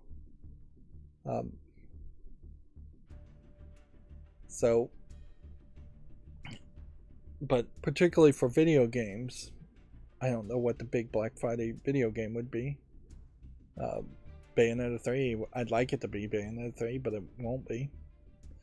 Moving on, a Gimme Ghoul is a new coin chest Pokemon, which is it actually going to give you coins, or do you get the Pokemon in a coin chest? The new Pokemon that hides in coin chests has been revealed.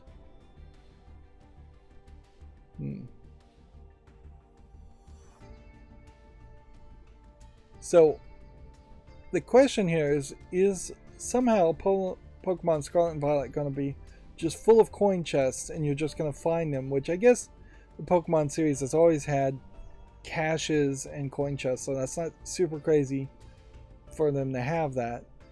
But now it will be, you might be able to find a Pokemon in the coin chest also, which kind of makes it seem like it'd have to be pretty rare, otherwise you're just going to end up with a whole bunch of gimmick goals. My only slight concern here is that a overemphasis of coin chests might be a move towards some kind of MMO style microtransactions or real world currency equivalents with coin chests, but I don't think Pokemon is really in high danger of doing that. So really, this is just another Pokemon article, more than likely talking about another Pokemon. And I think it's also worth pointing out that this does not look anything like a Pokemon to me. This just looks like some weird Japanese RPG character. Like, if you told me this was a screenshot from Dragon Quest games, I'd believe you. If you told me this was a screenshot from any random Japanese RPG game, I would believe you. Genshin Impact, totally believable. If this was from Genshin Impact, you're definitely not getting the feeling of something like Pikachu, Squirtle, Blastoise, Eevee, some of those more recognizable Pokemon. Moving on, there's also a spoiler warning that this seems like this article is going to happen every time there's a new game out. Scarlet and Violet leaks are already appearing 11 days ahead of release. Seems like Video Games Chronicles in particular is going to actively always put out a spoiler warning. I guess these motorcycle Pokemon can ride on water. Okay.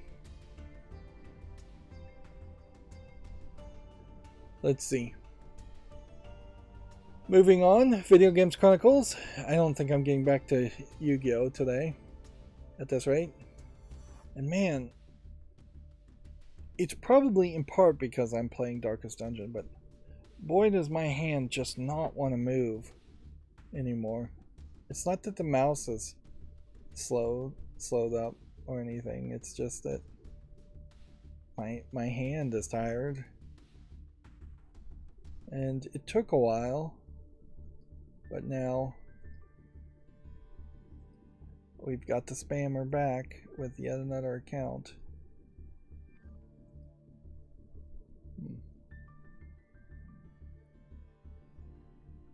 If anything, it seems like somebody is testing out spamming now for, I don't know, midterm elections or just for something bigger in the future. I don't know why I immediately assume it's going to have anything to do with politics, but it very possibly is. I would have to make the assumption that a lot of the go to this dating site scam technology is tested out on the lowest common denominator first, and then when they find something that somewhat works, they switch up the narrative and try to have more of an effect.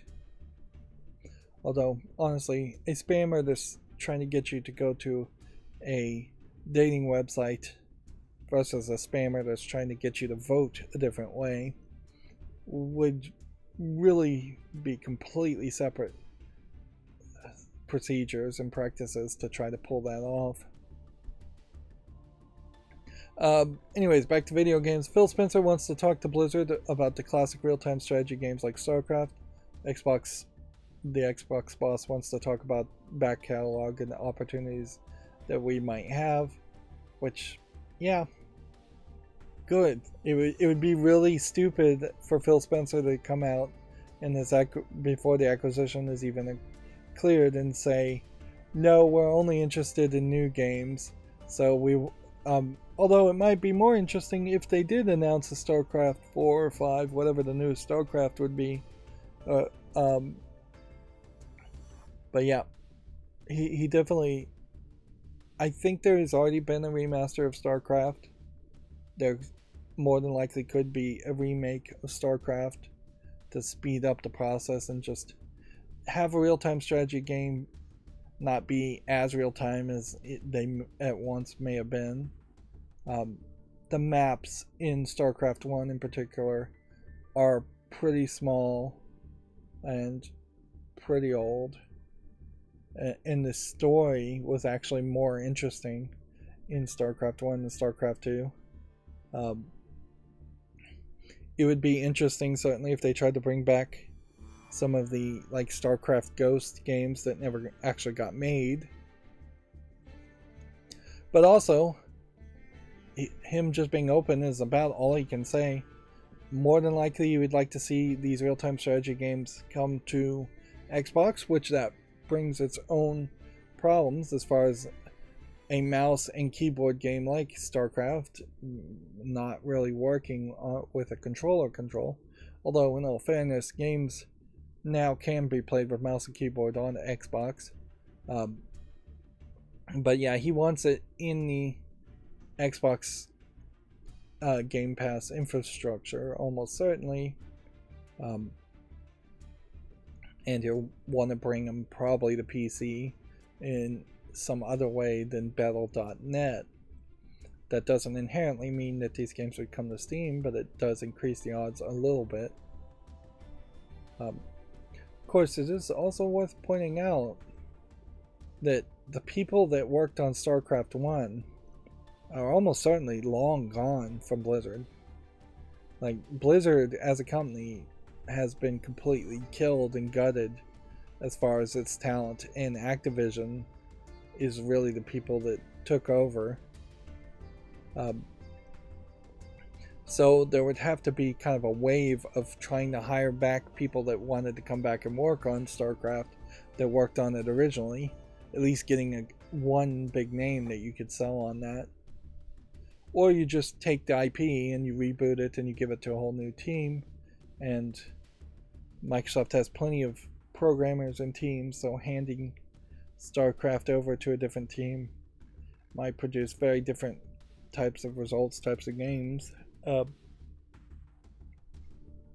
It could be very interesting to see the likes of the Skyrim creators, Bethesda, making a StarCraft game. That certainly might make a lot of sense, frankly. If you had Skyrim, but the characters of StarCraft. People constantly at war, 3 species instead of the multitude of species in Skyrim. 3 different planets / locations on a planet fighting. Yeah, you could probably do something with that.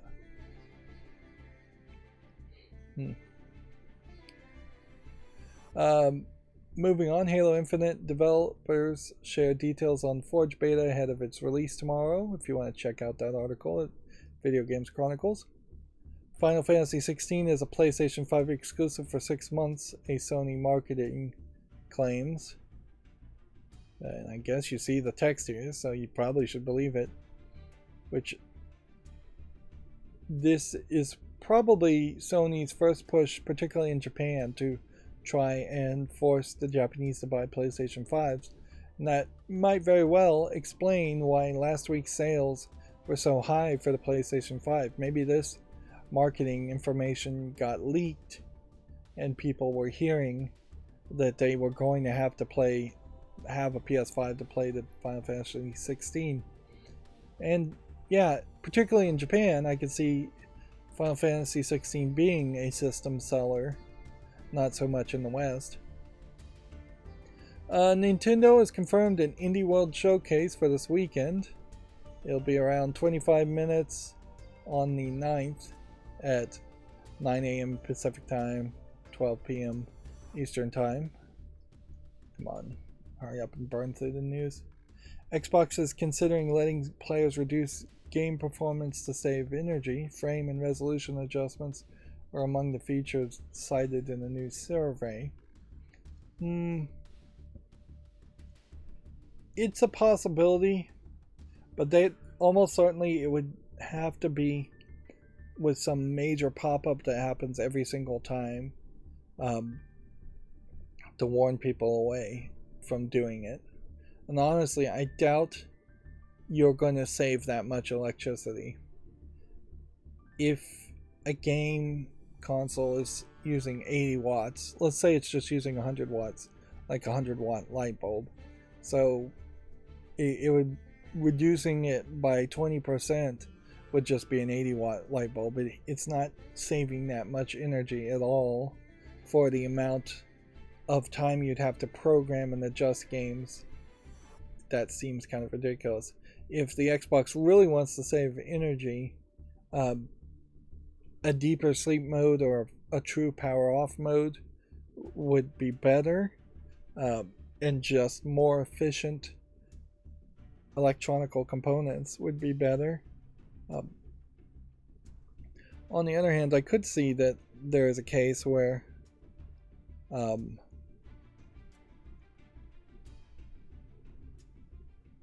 well, interesting, the spammer does mention Putin now. It says only Putin didn't find a girl with us. So it's an anti-Putin comment. Geez, how many times do you have to report the same people?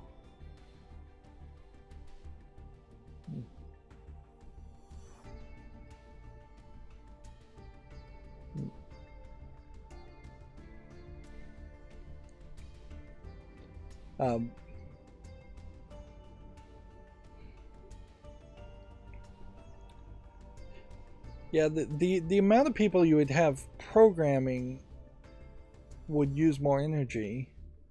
They could go with more reusable materials instead of having plastic cases, for instance. If there was a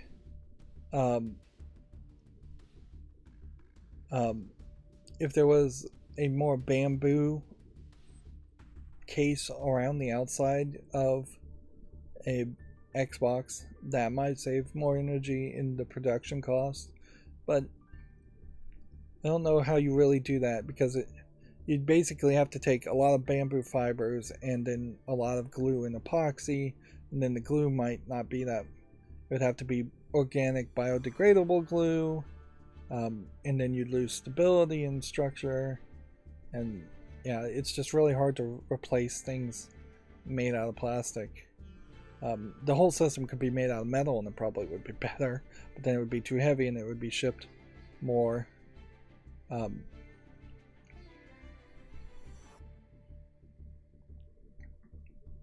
So yeah, there are a lot of Xbox arcade games that almost certainly are not really pushing an Xbox Series X, and so you would hope that only one core was running in a performance mode when you're playing some old Xbox arcade game that's really just like a mobile game. You'd hope that it would automatically save some power that way, but letting people tweak settings is probably not worth it. Moving on, Modern Warfare 2 topped 1 billion in sales in 10 days, Activision claims. We have about 4 more Video Games Chronicles articles. BioWare releases a new Mass Effect 4 teaser, says pre-production is going very well. Pre-production meaning they are thinking about it. They obviously had something that they needed to say for in 7 Day if they were going to do anything. And so that's what they've said is, here's a picture of a concept art and nothing else. Target has a buy two get one free promotion that includes the biggest video games, this year's biggest video games: Modern Warfare 2, Elden Ring, FIFA, Madden, Lego Star Wars Skywalker Saga, and more. The Lego Star Wars Skywalker Saga, kind of forgotten as a game. And even Elden Ring came out so early, I wouldn't blame people for forgetting that. Buy two getting one free is not the best sale I've ever seen for video games, but it very possibly might be the best sale this year.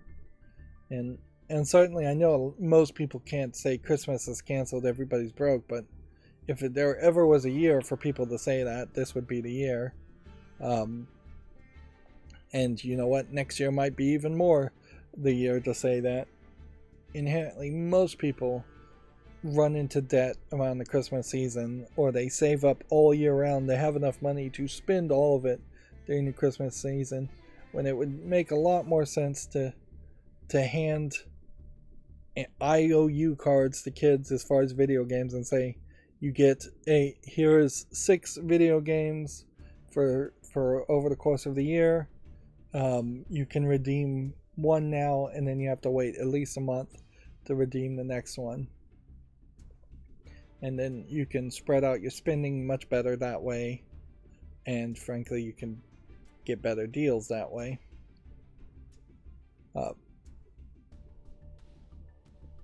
Ideally, the consumer could really mess up the schemes of Black Friday and Christmas purchasing by just having their own schedule in which they buy things. And everybody having a different schedule and different times when they buy things. Moving on, Netflix has announced a live-action Gears of War film and animated series. We already talked about that. Prince of Persia remake is, quote, not cancelled, but there's no update on the release date. Ubisoft Montreal took over development duties earlier this year, which, yeah, this game is kind of a development hell, and almost certainly has been in development hell since the first Prince of Persia came out. I'd say maybe 4 to 10 years after that point. That's probably when they started to really think about making a remake, and they restarted the process earlier this year, so I assume it'll still be a while. What would really suck is if the remake never comes out, and the claim is that even with modern Unreal Engine 5 technology or just modern programming, there's still some kind of weird uniqueness in the time rewind ability of Prince of Persia that requires it to either have its own engine that is too expensive to maintain or make, or it's just undoable. And in all fairness, it's not like there's a lot of games with time rewind mechanics, so it's not just something as easy as putting a single line of code in Unreal Engine. Um, but yeah, Prince of Persia is a big name that is definitely being underused by Ubisoft. There is a decent chance that Ubisoft gets bought out or collapses some other way or gets broken up before a Prince of Persia game gets made. If a new company does take over Ubisoft, Prince of Persia Remake would still probably be on the table, but it might get restarted all over again. And it's not like there's a real ticking timer on the Prince of Persia Remake either. Because Assassin's Creed effectively was doing a lot of what Prince of Persia was doing anyways. So the overemphasis of Assassin's Creed almost certainly is why there hasn't been a Prince of Persia remake at this point. Let's see. Activision has confirmed a full premium Call of Duty release is planned for 2023. And that's the last of our Video Games Chronicles articles. And then, man, the spammer. Like, why in the world would you spam on somebody's chat over and over again? Like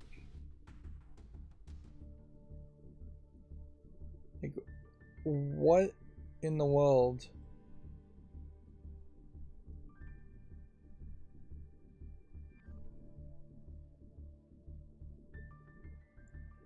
Like, what in the world do they think they're actually accomplishing there?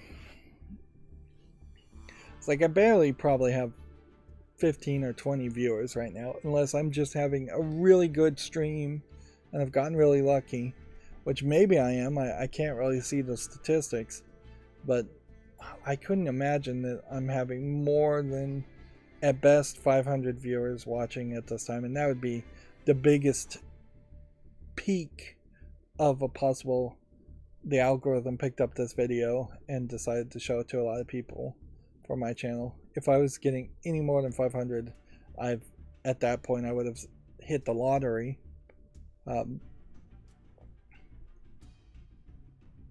Let's see. So we're now looking at the Gamatsu articles. Shredder's Revenge coming to the PS5 on November 15th. We probably already knew that. The new Pokemon character. This does not look particularly good as a 3D model, by the way. It's not very high resolution, and I guess on the Switch it doesn't matter. These coins don't even look really round. It's really no wonder that creatures would want to hire animators to animate things on next generation consoles, because this does not look good.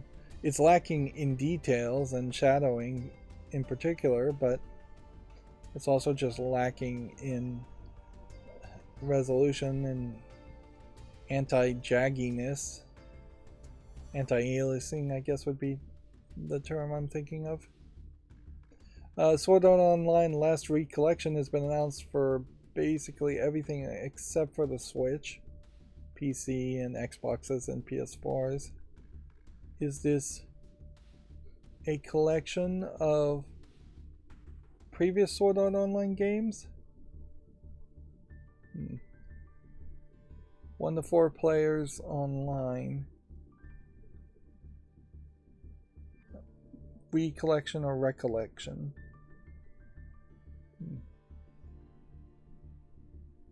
I don't even know if I think this animation style is in line with the characters. Kirito, I think, Asuna. I couldn't really tell you who these other characters are. They seem to be back into a sword fantasy virtual world. I have no idea who these characters are. These seem to be all new. But this animation style seems pretty rough looking. And not very good looking at all. honestly, it feels more like a game with that level of animation that would be a um, a mobile game instead of a console game. These screenshots in 3D look better than those flat images. Maybe those were just concept art images, but they were putting them out fairly prominently. And they say it's an action RPG. Yeah, it does not seem like it is a re-release of previous games. I don't recognize it if it was. And honestly, there's been too many Sword Art Online games for there really to be a collection of old Sword Art Online games. They're not that old as the type of games anyways, and they're not that good that you would want to make a collection of them, nor are they that connected. The vast majority, if not all Sword Art Online games I've seen were not worth playing, and I suspect there's a high chance that this won't be worth playing either. Stranger Things VR announcement for major VR platforms due out in winter of 2023. I assume because my Nightbot is putting out extra support me on Patreons, which my Patreon is probably not activated and or subscribed to me. The fact that it's doing that over and over again probably means that there are hidden comments, blocked comments, still getting spammed. Let's see. This week's Japanese game releases are God of War Ragnarok, Sonic Frontiers, and Tactics Ogre Reborn.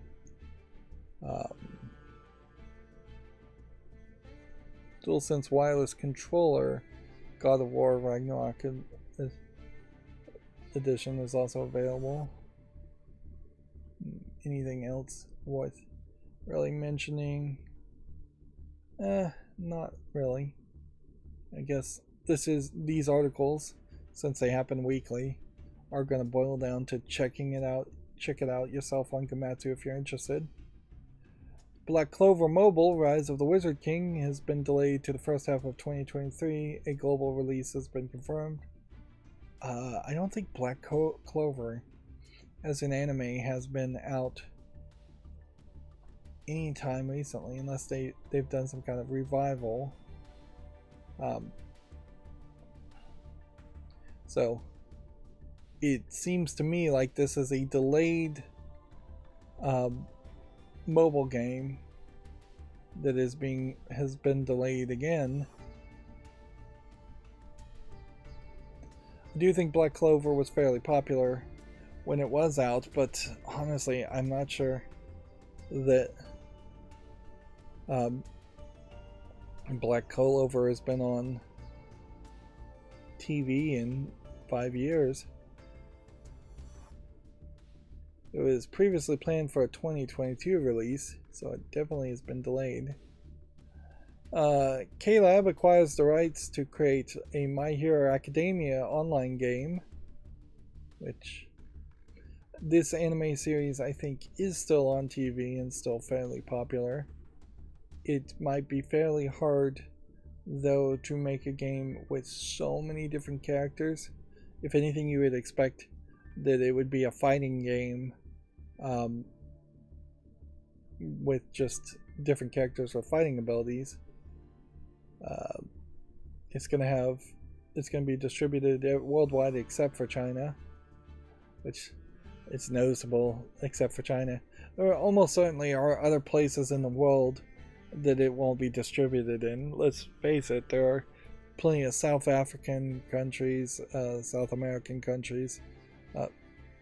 I meant to say South American countries and African countries that have no infrastructure whatsoever to sell video games at all, and no video games are distributed or sold in those countries. I wouldn't be surprised if Russia is not taking any distribution of video games at any time soon.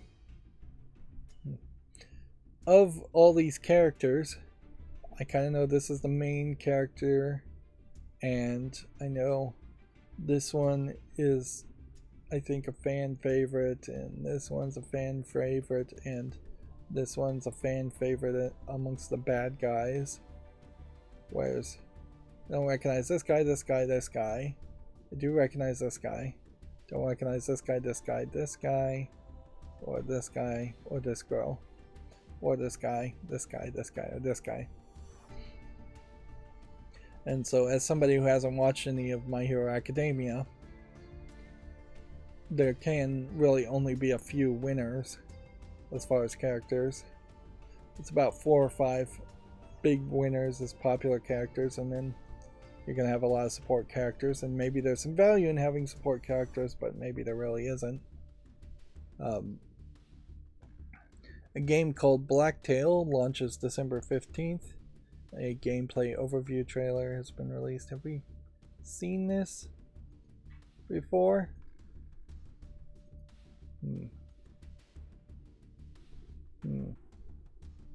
So it's kind of an action, maybe a bit of a tower defense survival game. There's fishing, there's flower picking. Yay. It's been a long time since we've seen any game actually try to sell us on flower picking. A lot of archery. This almost might be a VR game.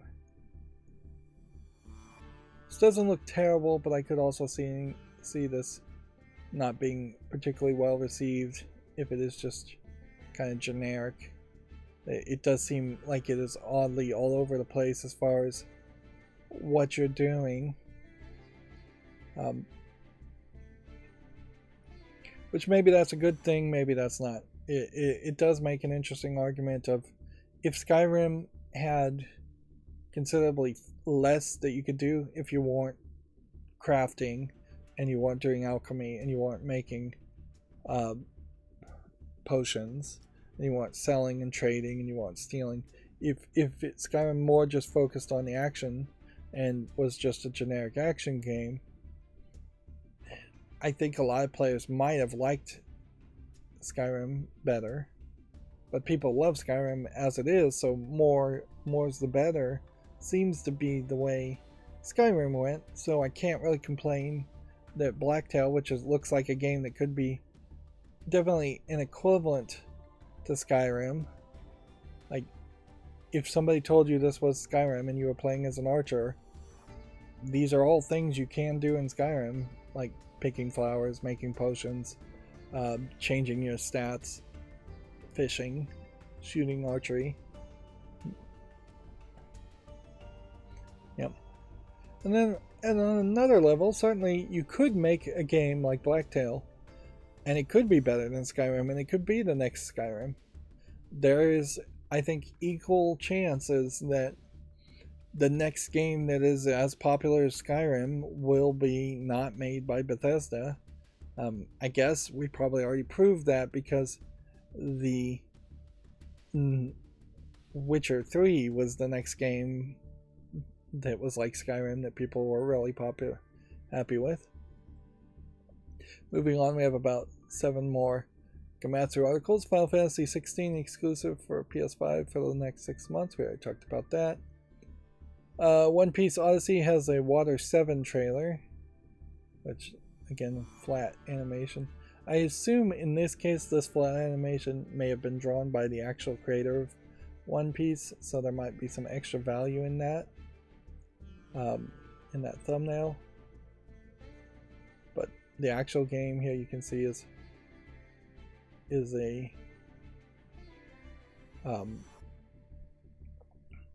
3D CG characters. I heard a spoiler about One Piece.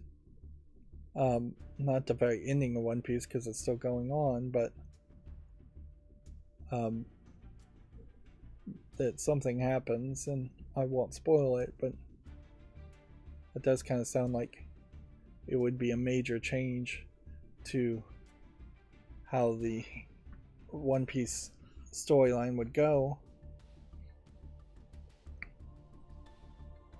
But yeah, One Piece is far too long of a series that I'd ever try to read the manga or even watch the anime. I might watch an abridged collection of movies at most. I'd like to know the overall arcs and stories, but even that is too much of a commitment. We already talked about Nintendo doing an Indie World showcase. A PC Gaming Show 2023 preview is set for November 17th, which is an interesting thought to do a preview for next year before even Black Friday. This is the first ever second annual PC Gaming Show event, which is to say that there was a PC Gaming Show event that happened around E3, hosted by Frankie Ward, presented in partnership with Intel. It's going to be talking about Kerbal Space Program 2, brand new game from the League of Geeks, the creator of Armorello, and the recently announced reboot of Solium Infernum. I don't recognize either of those games. A game called Shadows of Doubt, The Great War of the Western Front, don't recognize those games, and the top 5 most wanted games of 2023 as selected by PC Gamer. If anything, this might be an effort to just ignore 2022's poor sales and really start trying to build up hype for 2023, which, yeah, that would be completely abandoning hope for 2022, and maybe that's the right move at this point.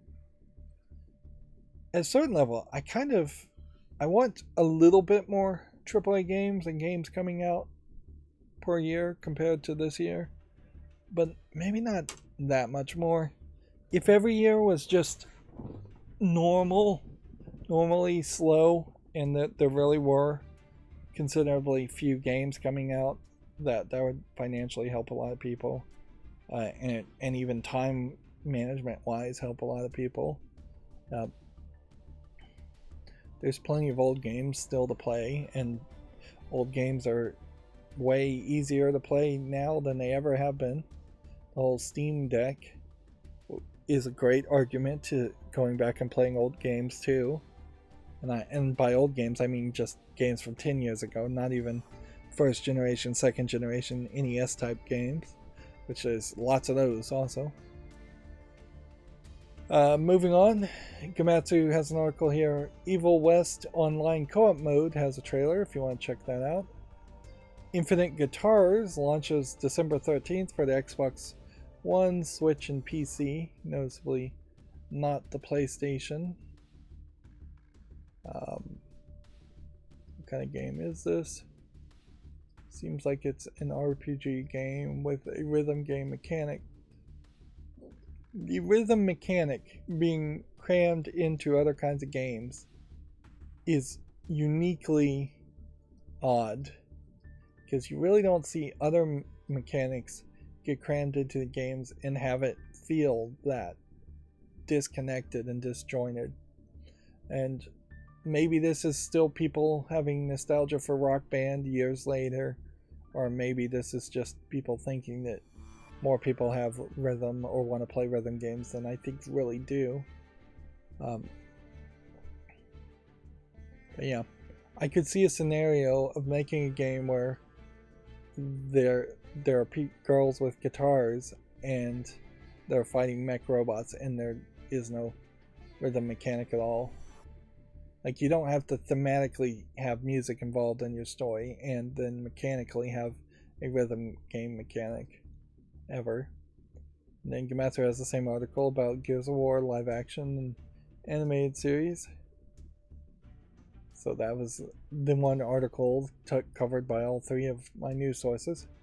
And then Tactics Ogre Reborn details the Warren Report, side stories, relics, and more classes, if you want to check that out. And then that's going to be games that came out on Steam. A free game here called Breadsticks, which seems to be an interesting comedic twist on a frustration platformer, in which you're going to use breadsticks as platforms to land on. And as far as a frustration platformer goes, this may not be really the most difficult frustration platformer out there.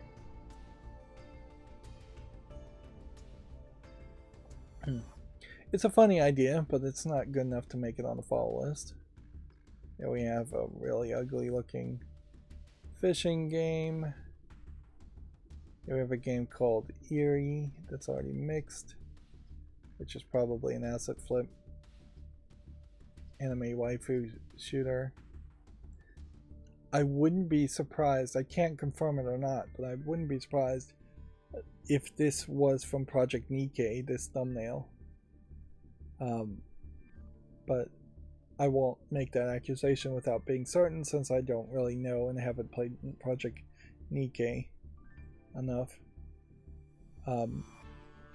But since that other game is still on Steam, months later, after stealing Shift Up's other artistic content from Destiny Child, after it being reported,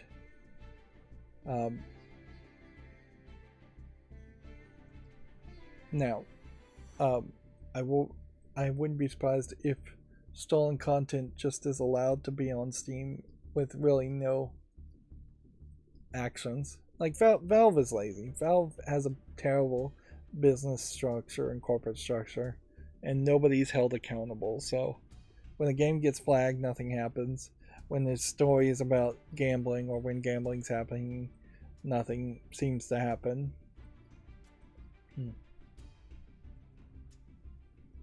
This game Executor, I don't think there's quite enough of a game here. This feels too much like it's early access, or too much like it's just an asset flip. So I'm gonna say no. Okay. And so we have our first adult game of the day, which is Sex with Hitler 3D. Wow. I mean, if you were going to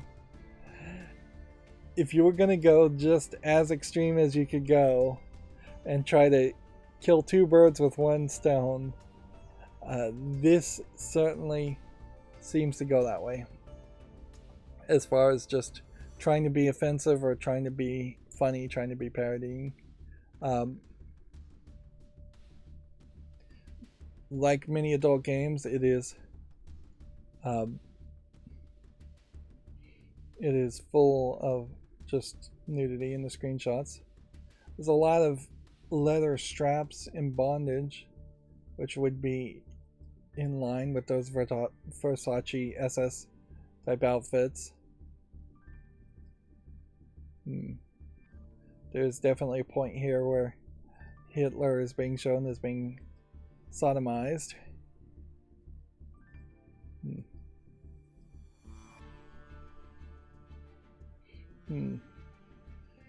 Is there anything really special other than that?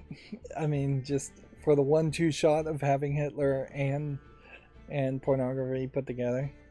No. If there almost certainly should be some kind of adult video, same idea, parodying it. So yeah, we'll leave it at that. It's apparently there's also another game called Sex with Hitler that's not in 3D. Interesting. It's selling for $4.61. It's English only. I don't think there's really anything else to say. The Hitler character doesn't particularly look that much like Hitler. And I guess that is a tick mark in the realistic category as far as art styles for adult games. Let's see, Little Odyssey as a game.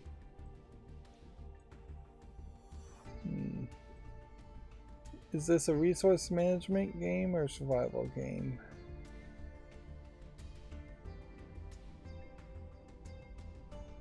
It's a survival game. I'm never really a big fan of space games. And yet, there's just enough screenshots here to make it not look interesting enough to make it to the follow list. Let's see, Space Shrooms Roleplay. Is this an adult game? No. This is just weirdness. Weird garbage game. No to that.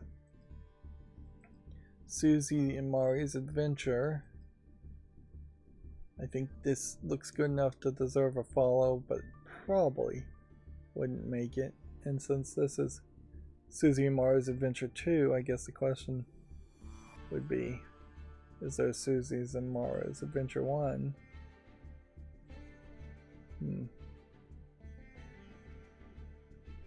Let's see. No, actually I think this puzzle platformer is probably too simplistic. Because yeah, that feels more like a mobile game, and it feels like the puzzles, the platforms are not quite enough to make this stand out. 60 plus levels is not that many. Yeah, I'll take that off the follow list. It's just not offering enough. And yeah, I'm just being hypercritical of these games, and that's really what's necessary. Zombie Survivors doesn't need anything said here. VR Run. I don't know if this is really what people would want. If you are in VR, you would be running in place, and I would feel like you'd either fall forward a lot, or you would eventually want to start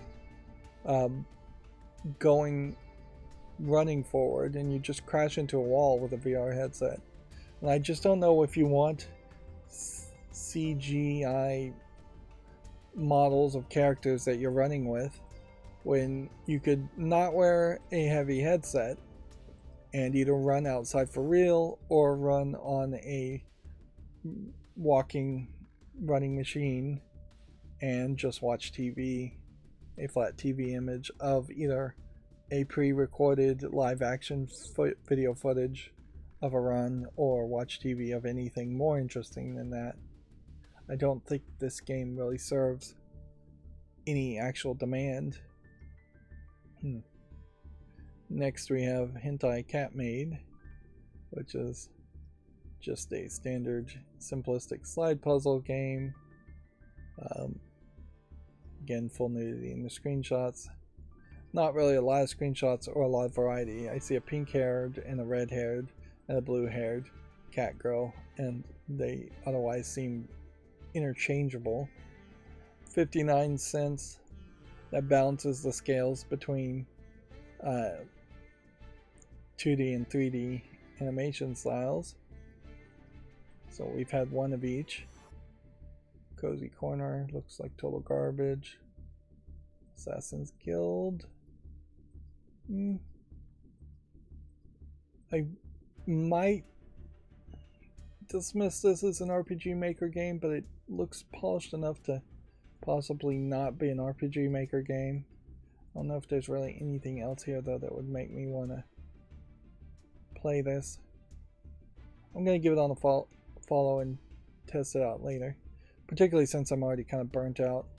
It started early today, so I really have no argument for being burnt out, but my chair is definitely really uncomfortable at this point. My cushions have fallen flat again. Yeah, pretty much no matter what I do, the cushions in my chair always tend to fall flat after a couple hours of gameplay, of sitting. Here's a card game. I guess I'll give card games a chance, but in general I think I am kind of burnt on the out on the idea of collectible card games, and I am actively trying to think of something else that I could do while covering the news, but honestly I don't know if there's anything I can do, because just burning through the news is taking 2 hours in each of these live streams while doing nothing else. The in-between feels like it has some dark screenshot syndrome, just too much of the screen not being animated in each of these screenshots. Otherwise I might have given this a chance and put it on the follow list. Like ideally what I'd want is a cushion in my chair that reinflated, had like an air pressure gauge on it and a really quiet inflator hose that would just say, alright, this chair is gone flat, all this foam has gone flat, so let's push back on that.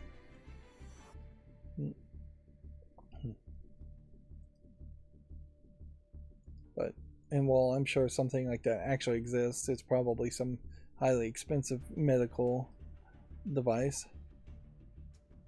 Okay, this next game is an adult game, 3D CG, called Tragedy of Medusa. Let's see what the screenshots. So far, each of the screenshots feel fairly tame.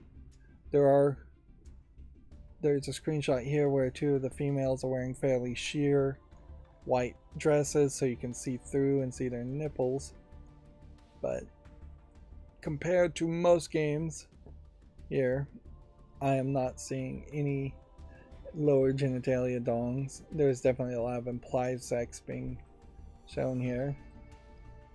There's a guy with a shirt and a cape.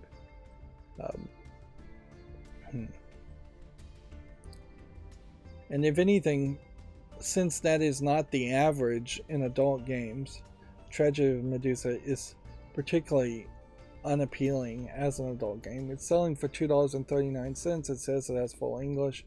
It feels like it is probably more focused on being a visual novel than anything else. And yeah, none of the CGI characters look particularly appealing or interesting. Medusa as a character, whoever Medusa is, doesn't seem to have snakes in her hair, because none of the female characters do have snakes in their hair. And as much as I said I would like blurred out screenshots in the adult section, I still feel like you probably want to show screenshots where you actually are getting a better depiction of what the game is actually going to be. So you would want to see them still going at it with it being blurred, instead of a bunch of screenshots of just text and people talking, because I have to just assume Tragedy of Medusa is mostly talking. Moving on. Drive West Coast. This doesn't look that terrible for a car game, so I'll give it a follow and see if anybody has anything to say about it. Oh, I haven't even been thinking about doing YouTube Shorts. I've been closing every single tab. It didn't even occur to me. Well, I guess we'll have to correct from that point. So there will just be a gap of a couple of games. Although, in all fairness, the games that I have given a follow today haven't been amazing standouts anyways. So that's not going to set me back or cause any real problems. This, I assume, is a hidden object game. Yeah, I'm not interested in that. Yeah, I can't even think about what I did put on the fall list before this point. So if I've immediately forgotten it, it obviously isn't that big of a deal. Soulstone Survivors. This should get a follow, even though it's an early access game. It's an early access game that's been released. Yeah. And I guess my new system says is if it has a release date and it's early access, it deserves to get a YouTube short, because I'm completely ignoring anything that's been listed as just coming soon and doesn't have a release date. So I'm punishing at least 50% of all the games coming out. A chicken-based chess game. There might be something to that idea, but this visually looks way too complicated to interest me. Kill or Dead. It's probably nothing. I'll give it a shot. One of the YouTube shorts I got that got a lot of views was Half Dead 3, and that probably was the one that started getting me a lot of YouTube short views in the first place. So If I release another thing with dead in the name, maybe that will trick the algorithm to promote it more.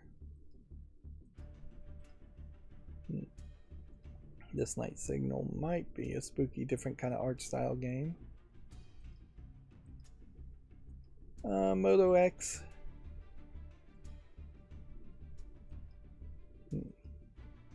Astro Colony might be something.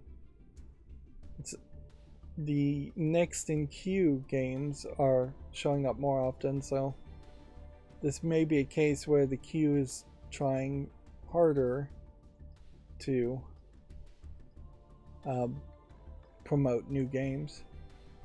This Unliving game I'm gonna give a follow, but and I guess I'll give a short. It's already mixed, so there's really an argument to say no to it, but I'm trying to recoup some of the other tabs I closed, so I'll make an exception there. I still am closing most of these games with no comment whatsoever, and I'm just hoping people are following along that looking at these screenshots, most of these games are just garbage. We have an idle RPG called Curio Land. If it had more of a description and wasn't so obviously just a cell phone port, you might consider it. Well, it's free to play. It has a bunch of in-app purchases. We've still not seen anybody really succeed in taking a mobile game concept of in-app purchases and bringing it successfully to PC gaming and Steam. Cat Herders. I wanted to give this a YouTube short just because of the silliness of it. Zombie Shooter Airs Virus. This is from February of 2022, so we're now back into a fall list. It has like one review, so I guess I'll give that more of a chance. Zombie Scream. It's mixed reviewed, so that'll leave the fall list. I ran the algorithm multiple times. This is very positive, so we'll put that on the. So I may have quite a lot of things on the fall list to clean up. Zombie Crush VR. I'll leave that on the fall list even though it doesn't have any reviews.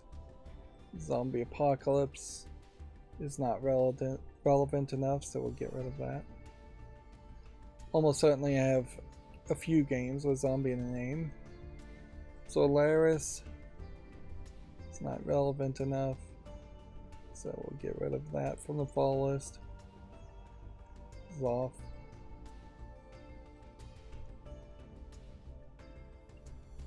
Well, it's positive enough.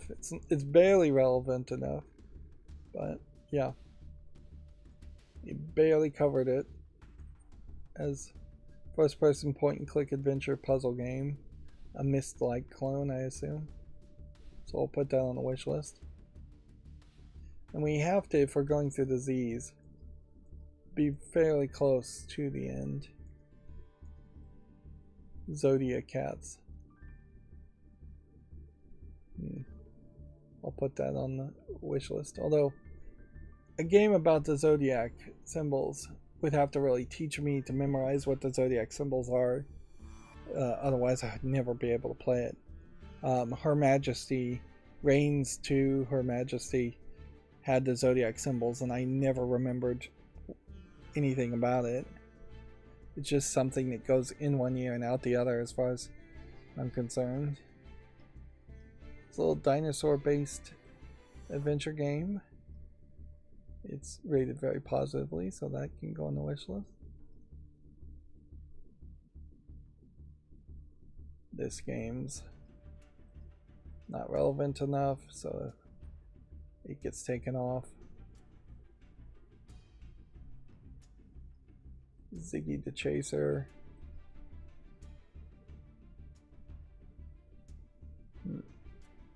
I'll leave that on the fall list and think about it more later. Okay. So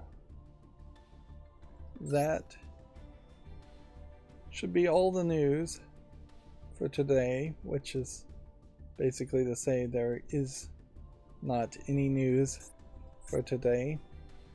I'm doing these Duel Live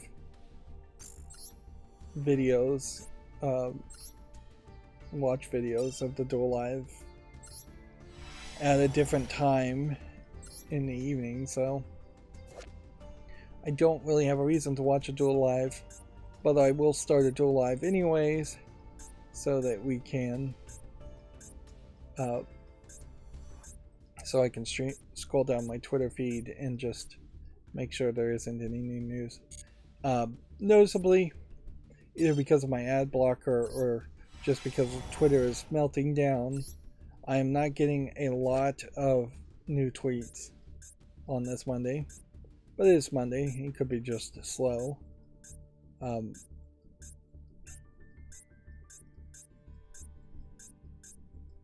yeah.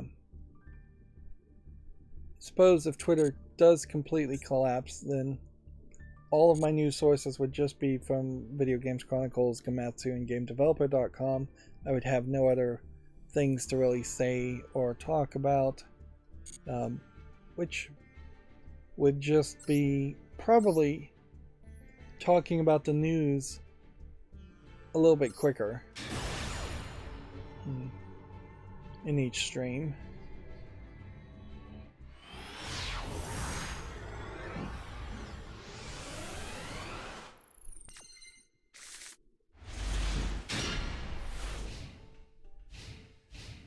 The fact that I do the dueling at the beginning for an hour at least each stream also makes a real assumption that people want to see Yu-Gi-Oh! Master Duel more than they want to see the news, which I assume that's the case, but it is possible that if I move things around, YouTube Shorts are going to the TV screens, which that's kind of no duh. They're going to bring YouTube Shorts to everything. YouTube also oddly moved how you make a playlist and where playlists are. But the fact that they did anything with playlists instead of just leaving it where it was is probably a good indication that they're not just getting rid of playlists completely. There would have been a small worry that playlists may have just been abandoned. And there's still a small worry. I like the idea of playlists, and obviously there should be playlists, but it's undeniable that they are not promoted and nobody looks at playlists on YouTube.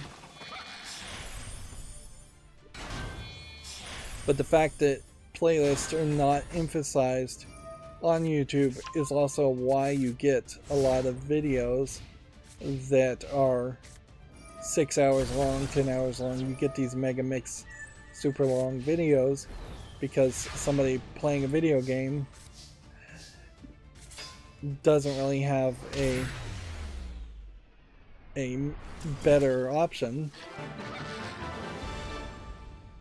It also then leads to a lot of people abandoning games and not even finishing them because there are no playlists and nobody's going to watch episode 5 or episode 30 of most gameplay series, with the exception of Minecraft.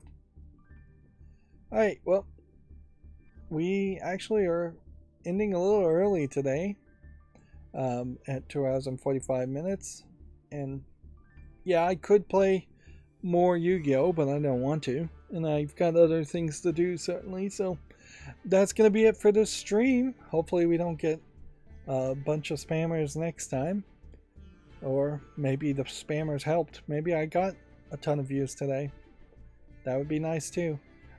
Again, I guess all I can really ask is subscribe. I don't care really if you click the notification bell. It would help me if you did, and then you watched new videos when they came out. But more than anything, I just want to get to 1,000 subscribers. So if you can get friends and family to subscribe to my channel and never watch another video, even at that, I would be more than happy. Um, of course, liking and sharing and commenting are all appreciated also. And then there are a bunch of social media places you can follow for backups, with which I have links in the description too, if you want to follow me on those, although I don't know really why at this point. And then if you want to support me even further, there is a link to Patreon if the Patreon is working, or you can just friend me on Steam and gift me a game off my wishlist. Thank you for watching. Have a good evening.